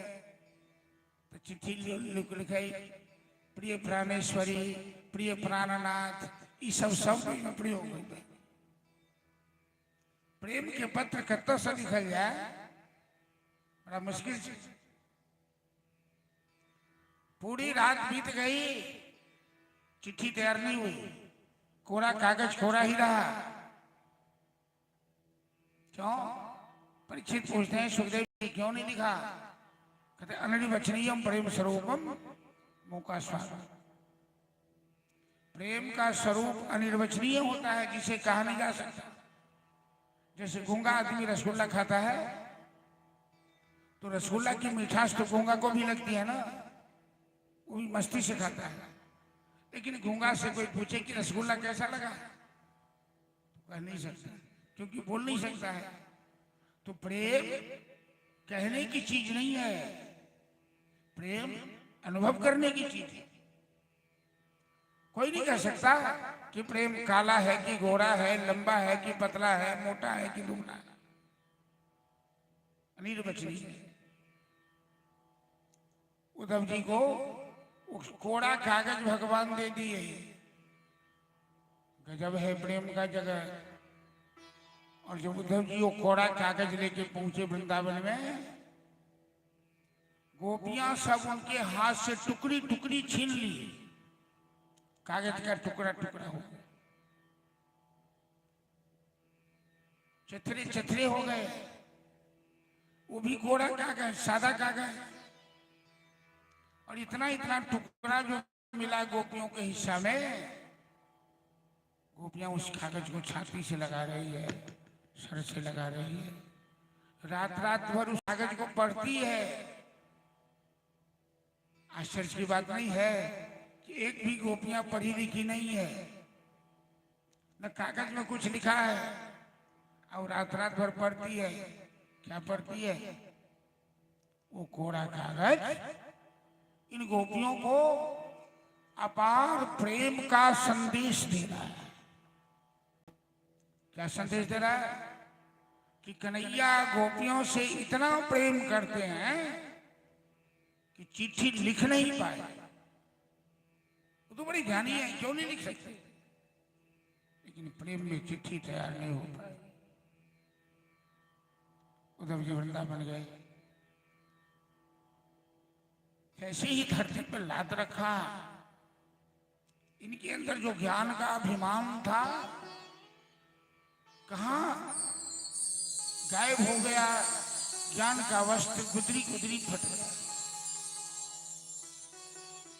नंद बाबा के महल पर दरवाजे पर उद्धव जी पहुंचे, देखते हैं कि नंद बाबा और यशोदा मैया बुढ़ापे में। नंद बाबा की उम्र 100 साल से ज्यादा है, यशोदा की उम्र 90 साल से ज्यादा है।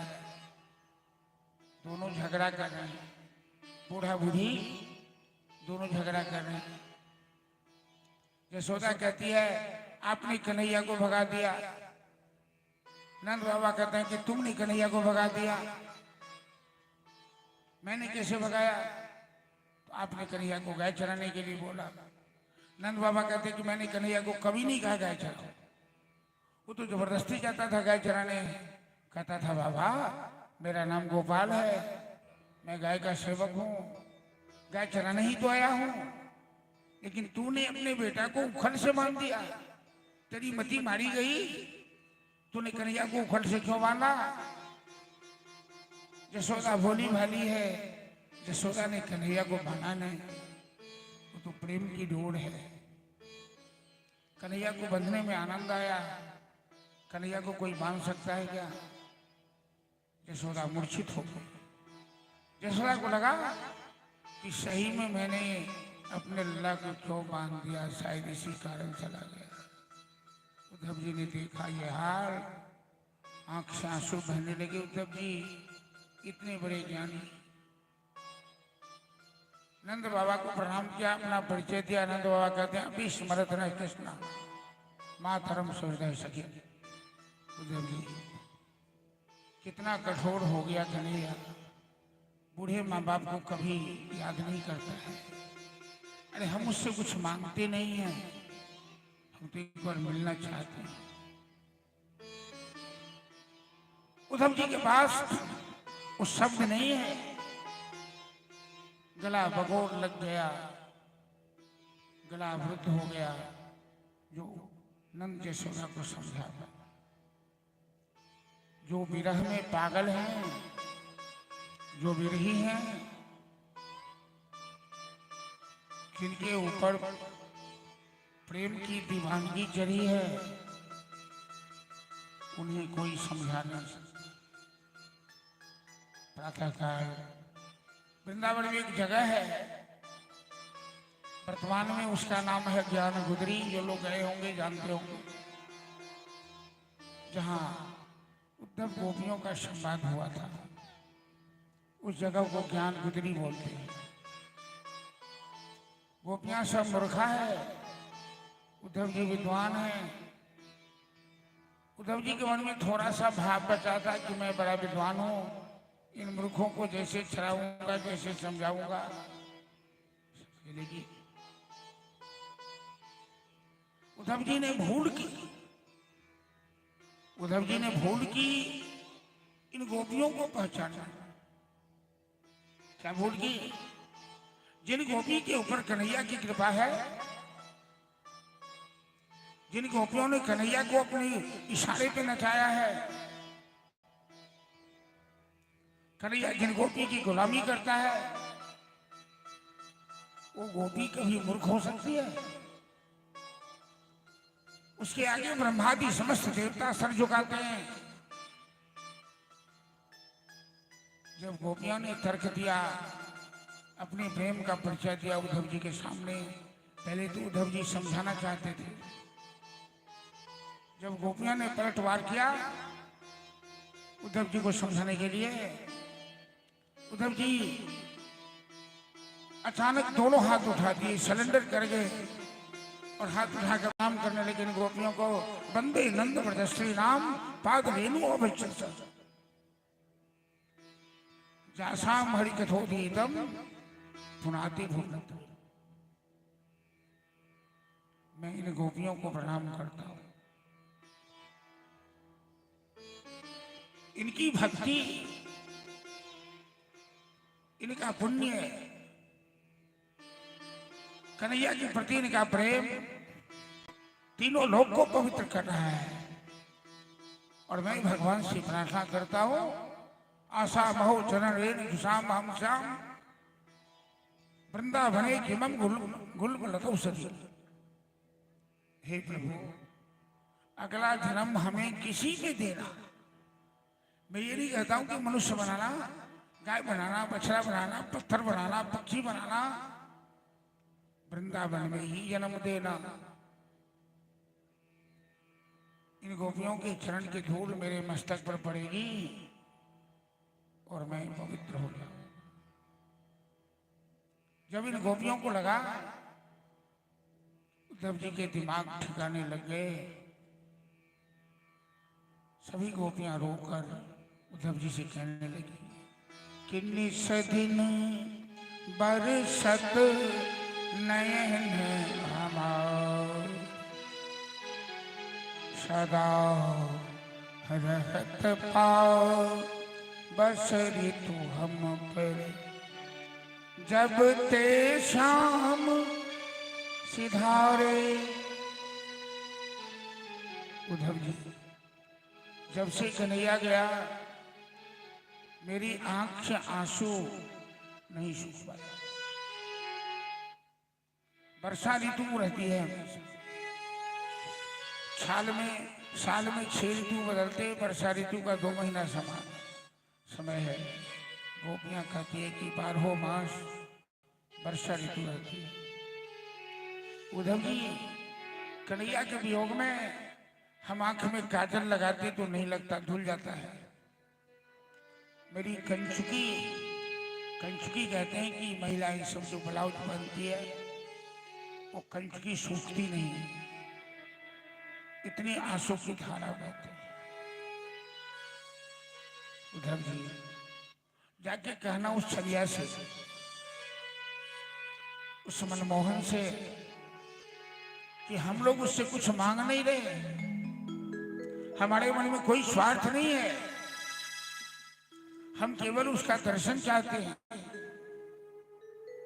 अखिया हरि दर्शन को प्यासी, देखन चाहता हूं कमल नयन को, निस्दिन रहत तो उदास। एक झलक हमें दर्शन दे दे। मथुरा वृंदावन की दूरी तो कोई दूर नहीं है, मात्र 12 किलोमीटर की दूरी है। फिर भी एक बार घूर के आता नहीं। जही आस श्याम गेला, रहिया बिसरी गेला, किया है उधो हरि नु वृंदावन नहीं भावल की। भगवान परीक्षा लैत आवाज ल लेने छथिन जे गीत गाबऽ जाइ छी, नहीं गाबैया तो हम चुप भ जाइ छी। बकरी जगह में मिया लगा तो दोसर के हंसियो लगते। हरि बीनु वृंदावन लागत रे सोनाशान, किया है ओधो गैया बछरुआ नीर बहावई रेगी। सब गोपी के गला बगोर लागल कने। उद्धव जी अलगे कहते, उद्धव जी जाके कहिएगा छलिया से, जब प्रेम करके निर्वाह नहीं करना था तो प्रेम किया ही क्यों? बंसी बजा बजा कर सबके दिल को जीत लिया, सबके चित्त को चुरा लिया। ब्रजे बसंतम नवनीत चौरम, ब्रजांगनानाम दुकूल चौरम, अनेक जन्मार्जित पाप चौरम। दिल को छुड़ाया, चित्त को छुड़ाया, मन को छुड़ाया, मथुरा जाकर बैठ गया। ये उचित है क्या? भजन के माध्यम से श्रवण कीजिए कि गोपियां उद्धव जी के माध्यम से श्री कृष्ण को किस तरह उलाहना दे रही है, उपड़ा कर रही है। Hello hello hello hello hello, बोले वहां के बिहालाल की जय। बंसी बजा के मोहना क्यों कर लिया किनारा, बंसी बजा के मोहना क्यों कर लिया किनारा, बंसी बजा के मोहना क्यों कर लिया किनारा, बंसी बजा के मोहना क्यों कर लिया किनारा, क्यों कर लिया किनारा, क्यों कर लिया किनारा, क्यों कर लिया किनारा, क्यों कर लिया किनारा।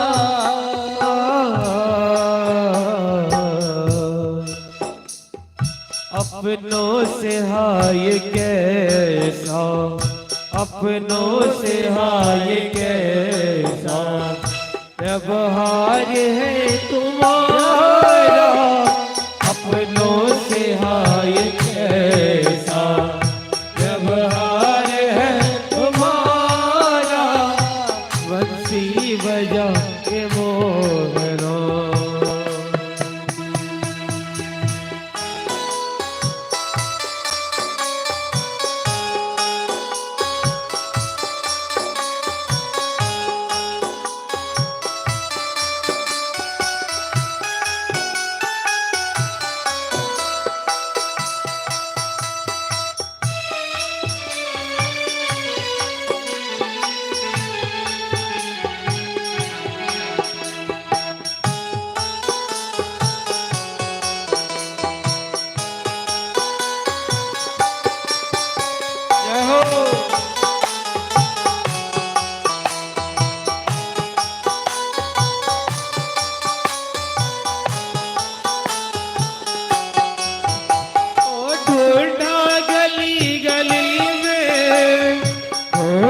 डगर डगर में ढूंढा गले गले में, हो जा डगर डगर में, ढूंढा गली गली में, हो जा डगर डगर में, ढूंढा गले गली में, हो जा डगर डगर में।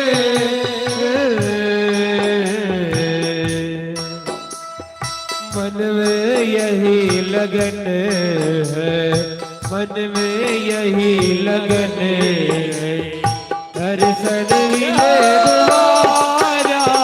मन में यही लगन है, दर्शन मिले तुम्हारा। बंसी बजा के मोरा तो कर लिया किनारा। बंसी बजा के मोरा।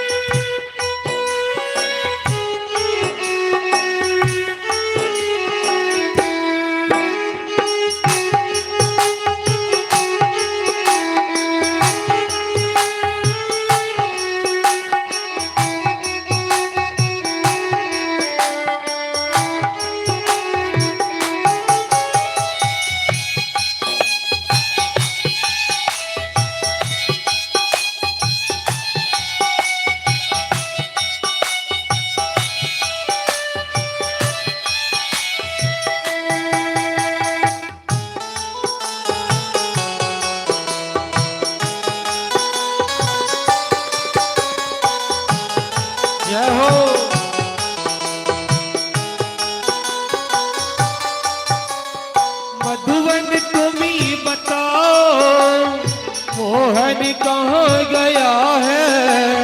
मधुवन तुम्ही बताओ मोहन कहाँ गया है। ओ मधुवन तुम्ही बताओ मोहन कहाँ गया है। मधुवन तुम्ही बताओ मोहन कहाँ गया है। कैसे झुलस गया है, कैसे झुलस गया है कोमल बदन तुम्हारा। कैसे झुलस गया है कोमल बदन। बंसी बजा के मोहरा तो कर लिया किनारा। बंसी बजा के मोहरा।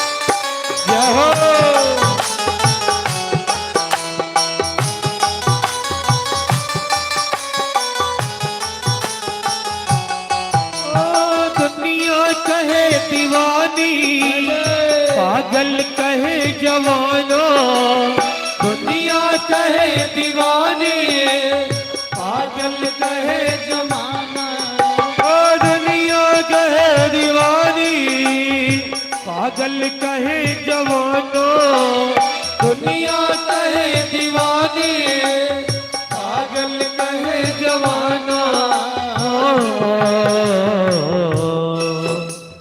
पर तुमको भूल पाना पर तुमको भूल पाना हमको नहीं गवारा पर तुमको भूल पाना हमको नहीं गवारा बंसी बजा के मोहरा तो कर लिया किनारा बंसी बजा के मोहरा तो कर लिया किनारा बंसी बजा के मोहरा बंसी बजा के मोहरा ओ बंसी बजा के मोहरा। जय जय श्री राम।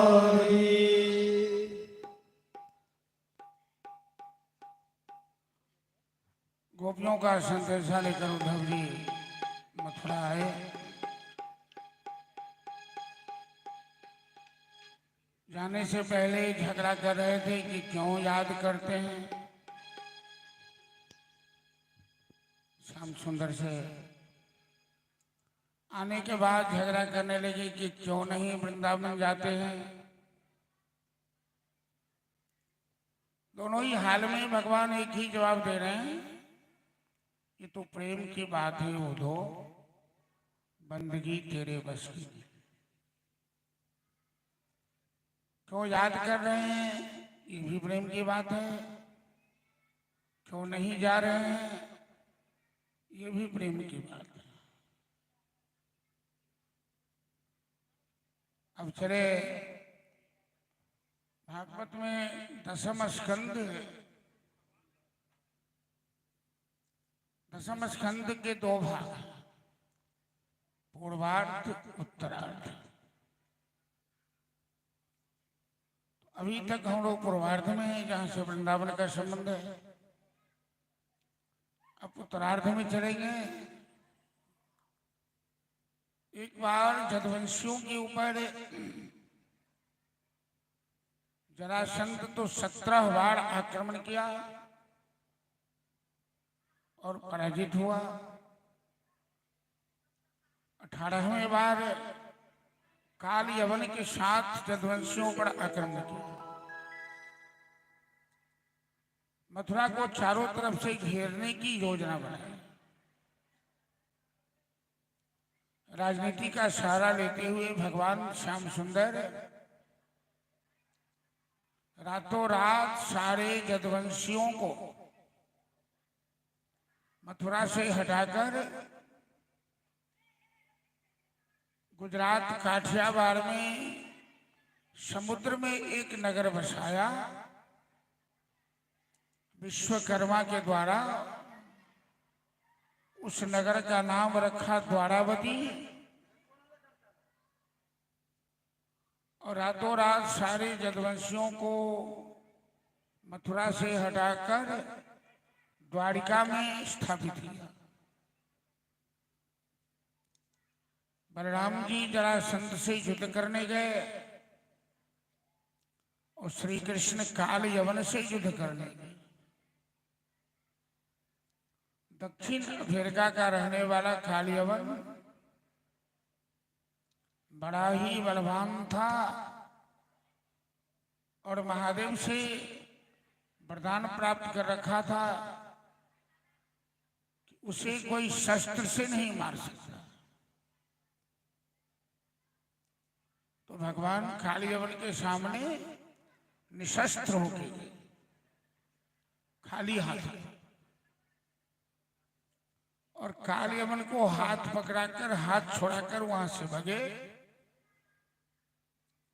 यहीं पर भगवान का एक नाम पड़ा है, रणछोड़ भगवान। गुजराती लोग बड़े इनके नाम की कीर्तन करते हैं, जयकारा लगाते हैं। कि बोल रणछोड़ भगवान की। जय। कालियावन पीछा कर रहा है, वो भगते जा रहे हैं। भगवान रणछोड़ भी बनते हैं तो भी लोग जयकारा लगाते हैं, और दुनिया के लोग रणछोड़ बनता है तो गालियां सुनता है। क्योंकि मेरे भगवान की सभी लीलाएं मधुर कहलाती हैं। सूर्यवंशीय राजा मुचकुंद महाराज, सूर्यवंशीय राजा मुचकुंद महाराज 10,000 वर्ष से हिमालय की गुफा में सो रहे। देवासुर संग्राम करके आए, देवताओं को सहायता देकर और वरदान लेकर सो रहे हैं, थके हुए थे। उन्हें वरदान था कि यदि कोई नींद में जगा दे तो आदमी भस्म हो जाए। तो भगवान की लीला अद्भुत है। जो शत्रु शस्त्र से नहीं मरने वाला है उसे बिना शस्त्र से मारेंगे। अपनी पीताम्बरी ओढ़ा दिया, मुचकुंद को बगल में छिप गए। काल यवन ने पीताम्बरी ओढ़े देखा, लगा वही छलिया सो रहा है। पहले तो गरज की आवाज लगाई, जब निंद्रा नहीं खुली तो जोर से लात मारा खींचकर। मुचकुंद का ध्यान खुल गया, मुचकुंद की मोह निद्रा भंग हो गई। देखा सामने कालियवन खड़ा है। इतना क्रोध आया मुचकुंद को, आंख से अग्नि की ज्वाला निकली। कालियवन वहीं भस्म। हिंसा स्वपापेन विहिंसिता। जब कालियवन भस्म हो गया तो श्री कृष्ण मुचकुंद के सामने आकर खड़े हो गए। मुचकुंद ने भगवान की बड़ी स्तुति की। विमोहितोयम जन ईश मायया त्वदीयया त्वां न भजन्त नर्थदिक् सुखाय दुःख प्रभवेषु सज्जते गृहेषु योषित पुरुषस्य वंचित। मुचकुंद महाराज बड़ी सुंदर बात करें भगवान से कि प्रभु आपकी माया ऐसी बलवती है जो सबको मोह रखा है। इसी माया का आकर्षण है। लोग अपने जीवन में जितना सुख जुटाना चाहता है उसके जीवन में उतना ही दुख बढ़ता जा रहा है। अर्थात मुचकुंद क्या कहना चाह रहे हैं, हम लोग अपने जीवन में दुख संचय कैसे कर रहे हैं। एक आदमी को जीने के लिए क्या चाहिए, रोटी कपड़ा मकान चाहिए। एक आदमी कितने मकान में रहेगा, एक आदमी के लिए 5-7 जगह काफी है।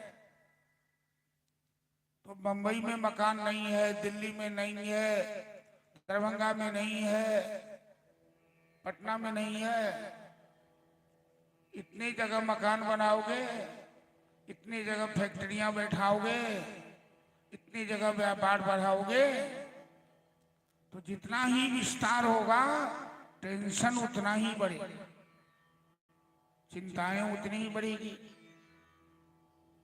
जिसके पास 1 बीघा खेत है वो 1 बीघा में ही परिश्रम करता है, जिसके पास 10 बीघा है वो 10 बीघा में करता है। इसी तरह दौलत बढ़ाने के चक्कर में लोग अपने जीवन में कष्ट अर्जता जा रहा है, कष्ट बढ़ाता जा रहा है। जबकि सब भोग नहीं करता, आंख बनता छोड़ के चला जाता है। बड़े बड़े करोड़ों के मकान में देखे हैं, आदमी रहने वाला नहीं है, उसमें केवल मोहल्ला के जितना कुत्ता है जाके रहता है मकान में। मकान बनाकर मकान मालिक तो अमेरिका में है, इंग्लैंड में है, 2 नंबर के पैसे काफियां बना के छोड़ दिया है। तो मोहल्ले के कुत्ते को बने बनाया, करोड़ों का मकान बिन गया, बेचारा क्यों नहीं आराम से रहे। ये है जिंदगानी, क्या कहूं कहानी, सुनकर होती है सबको परेशानी। भगवान ने मुचकुंद का उद्धार किया। कन्हैया का जन्म क्यों हुआ? धरती का भार हरण करने के लिए। तो राक्षसों को मारकर धरती का भार हरण करते जा रहे हैं। कुछ अभी और बचा है। जरासंध, शिशुपाल, दंतवक्र, नरकासुर, उसके बाद अत्याचारी कौरव, इस सब का विनाश करेंगे।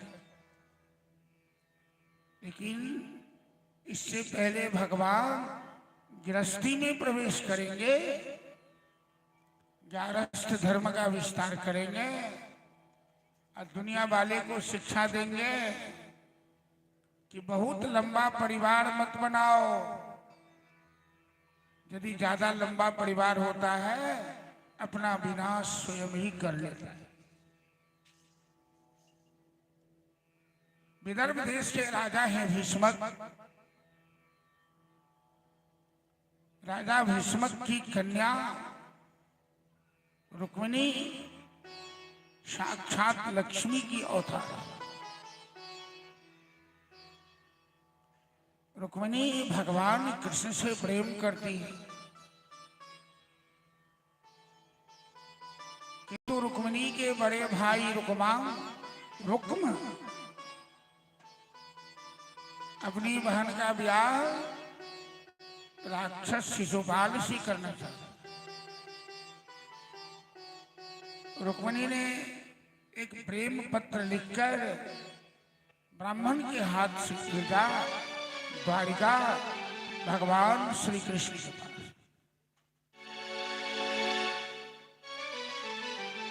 रुक्मिणी ने पत्र में लिखा है कि सस्ता गुणान भुवन सुंदर सन्मतांते निरविश्य कर्ण विवरे हरथोंगतारूपम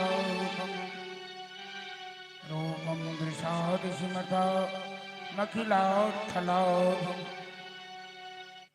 रुक्मिणी कहती है अपने पत्र में कि प्रभु, मैंने लोगों के मुंह से आपकी प्रशंसा सुनी और मैंने अपना जीवन आपके चरणों में समर्पित कर दिया है। आप हमें आकर अपहरण करके ले चलिए, क्योंकि मेरा भाई मेरा ब्याह शिशुपाल के साथ करना चाहता है। यदि समय से आपने मेरा अपहरण नहीं किया तो मैं आत्महत्या कर लूंगा। श्री कृष्ण पत्र पाते ही विदर्भ देश की यात्रा किए। बलराम जी सेना लेकर पीछे से जा रहे हैं, उनको पता नहीं कहां जा रहा है। गिरिजा मंदिर में जाकर बैठ गए। ब्राह्मण देवता ने जाकर रुक्मिणी से कहा कि तेरे प्रियतम गिरिजा मंदिर में बैठे हुए तुम्हारा इंतजार कर रहे हैं। अपने प्रियतम से मिलकर अपने जीवन को धन्य करो। रुक्मिणी को बड़ी प्रसन्नता हुई और आज अपनी सभी सहेलियों को बुला रही है कि आज मेरा श्रृंगार कर दो, मेहंदी लगा दो, बिंदिया लगा दो, जूड़ा लगा दो, क्योंकि मैं अपने श्याम सुंदर की दुल्हन बनने वाली हूं। ऐसी दुल्हन बनूंगी कि मेरा सुहाग हमेशा ही अटल रहेगा। तो चलिए हम लोग झांकी का दर्शन करें और रुक्मिणी कृष्ण विवाह की झांकी है और मीराबाई का पद है। रुक्मिणी अपनी सहेलियों से क्या कर रही है, और रुक्मिणी का भाई बड़ा शैतान है, उसे शंका बनी हुई है वो छलिया कहीं मेरी बहन का हरण न कर ले। अपनी बहन की हिफाजत के लिए उसने सैकड़ों हजारों सेना लगा रखा है अपनी बहन की रक्षा के लिए। चलिए भजन का आनंद लीजिए। और हमें तो लगता है कि चढ़ाना सब आदमी चढ़ाते गए हैं भागवत पर, और यदि बाकी हो तो अलग से मौका नहीं मिलेगा। भजन भी सुनिए और बारी बारी से आके चढ़ा के यहाँ ग्रंथ पर। लोगों को पता नहीं इतने बार कथा सुनते हैं लोग, यहाँ वहाँ देखते रहते रहे। भागवत पर चढ़ाना होता है, भागवत मंच है, आके यहाँ डालिए चले जाइए सीधे। तो जिनको डालना हो आप बीच में काम कर लेंगे। भजन हो रहा है, आओ मेरी सख्या मुझे मेहंदी लगा दो और बीच में वो भी काम कर लो। बोले रुक्मिणी महारानी की जय।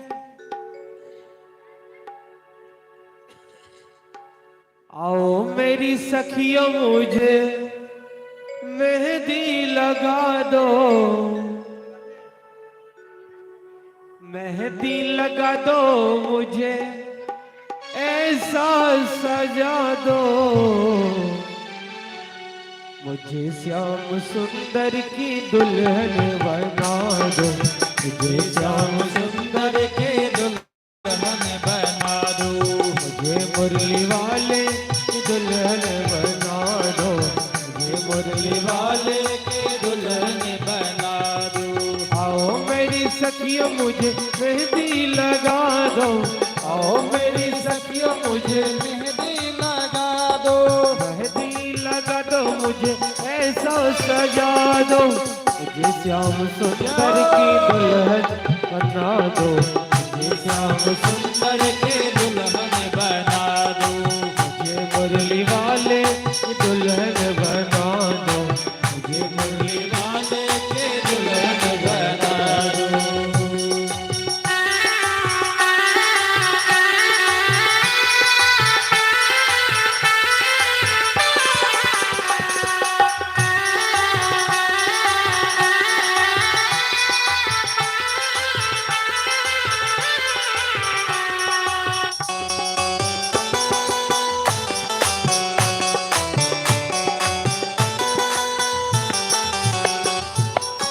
सत्संग में मेरी बात चलाई, सत्संग में मेरी बात चलाए, सदगुरु ने मेरी कीर्ति सगाई, सदगुरु ने मेरी कीर्ति सगाए, सदगुरु सदगुरु बुला के हथ लेवा करा दो, सदगुरु बुला के हथ लेवा करा दो, मुझे श्याम सुंदर की दुल्हन बना दो, मुझे श्याम सुंदर की दुल्हन बना दो, मुझे मुरली वाले की दुल्हन बना दो, मुझे मुरली वाले की दुल्हन बना दो।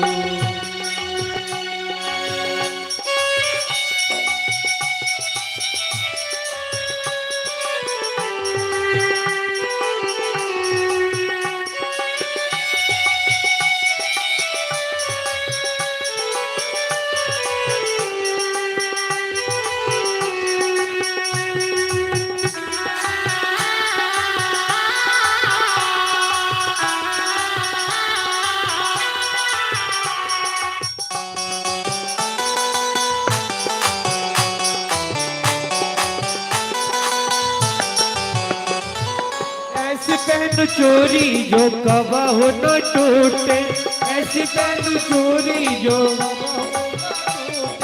ऐसा वर दूल्हा जो कबहु न रूठे, ऐसा वर दूल्हा जो कबहु न रूठे, चल सुहाग की बिंदिया लगा दो, चल सुहाग की बिंदिया लगा दो, श्याम सुंदर की दुल्हन बना दो, मुझे श्याम सुंदर की दुल्हन बना दो, मुझे मुरली वाले की दुल्हन बना दो, मुझे मुरली वाले की दुल्हन बना दो।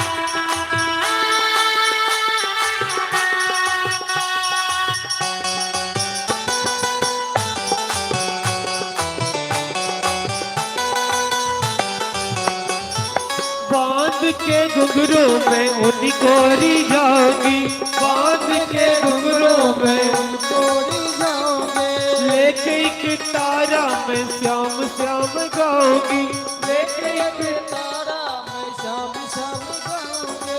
सदगुरु सदगुरु बोला कि मेरी डोली सजा दो, सदगुरु बोला कि मेरी डोली सजा दो, मुझे श्याम सुंदर की दुल्हन बना दो, मुझे श्याम सुंदर की दुल्हन बना दो, मुझे मुरली वाले की दुल्हन बना दो, मुझे मुरली वाले की दुल्हन बना दो। आओ मेरी सखियों मुझे मेहंदी लगा दो, आओ मेरी सखियों मुझे मेहंदी लगा दो, मुझे ऐसा सजा दो, मुझे श्याम सुंदर की दुल्हन बना दो, मुझे श्याम सुंदर की दुल्हन बना दो, मुझे मुरली वाले की दुल्हन बना दो, मुझे मुरली वाले की दुल्हन बना दो, मुझे श्याम सुंदर की दुल्हन बना दो, मुझे श्याम सुंदर की दुल्हन बना दो। और रुक्मिणी महारानी की जय।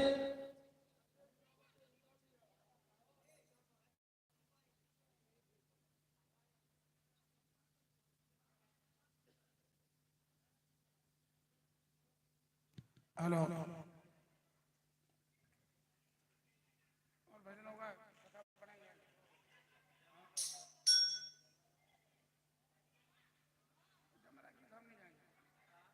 हमको नहीं आता।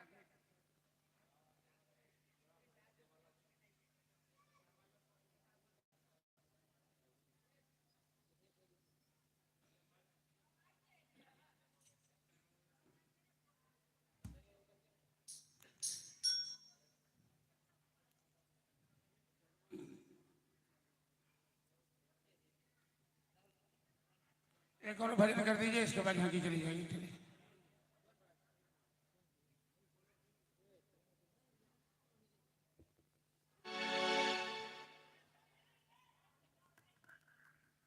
Hello hello.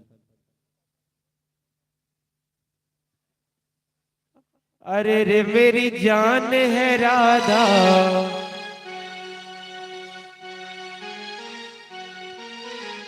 तेरे पे कुर्बान मैं राधा, रह न सकूंगा तुमसे दूर मैं।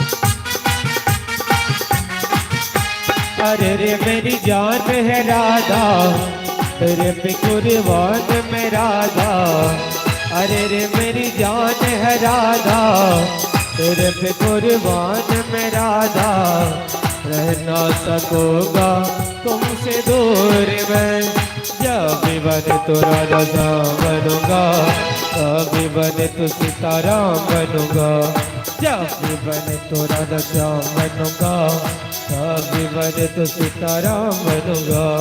तेरे बिना दो सुबह शाम कहूँगा, तेरे बिना दो सुबह शाम कहूँगा, आत्मा से राधा राधा नाम कहूँगा। अरे रे मेरी जान है राधा, तेरे पे कुर्बान में राधा, अरे रे मेरी जान है राधा, तेरे पे कुर्बान में राधा, रह ना सकूंगा तुमसे दूर में।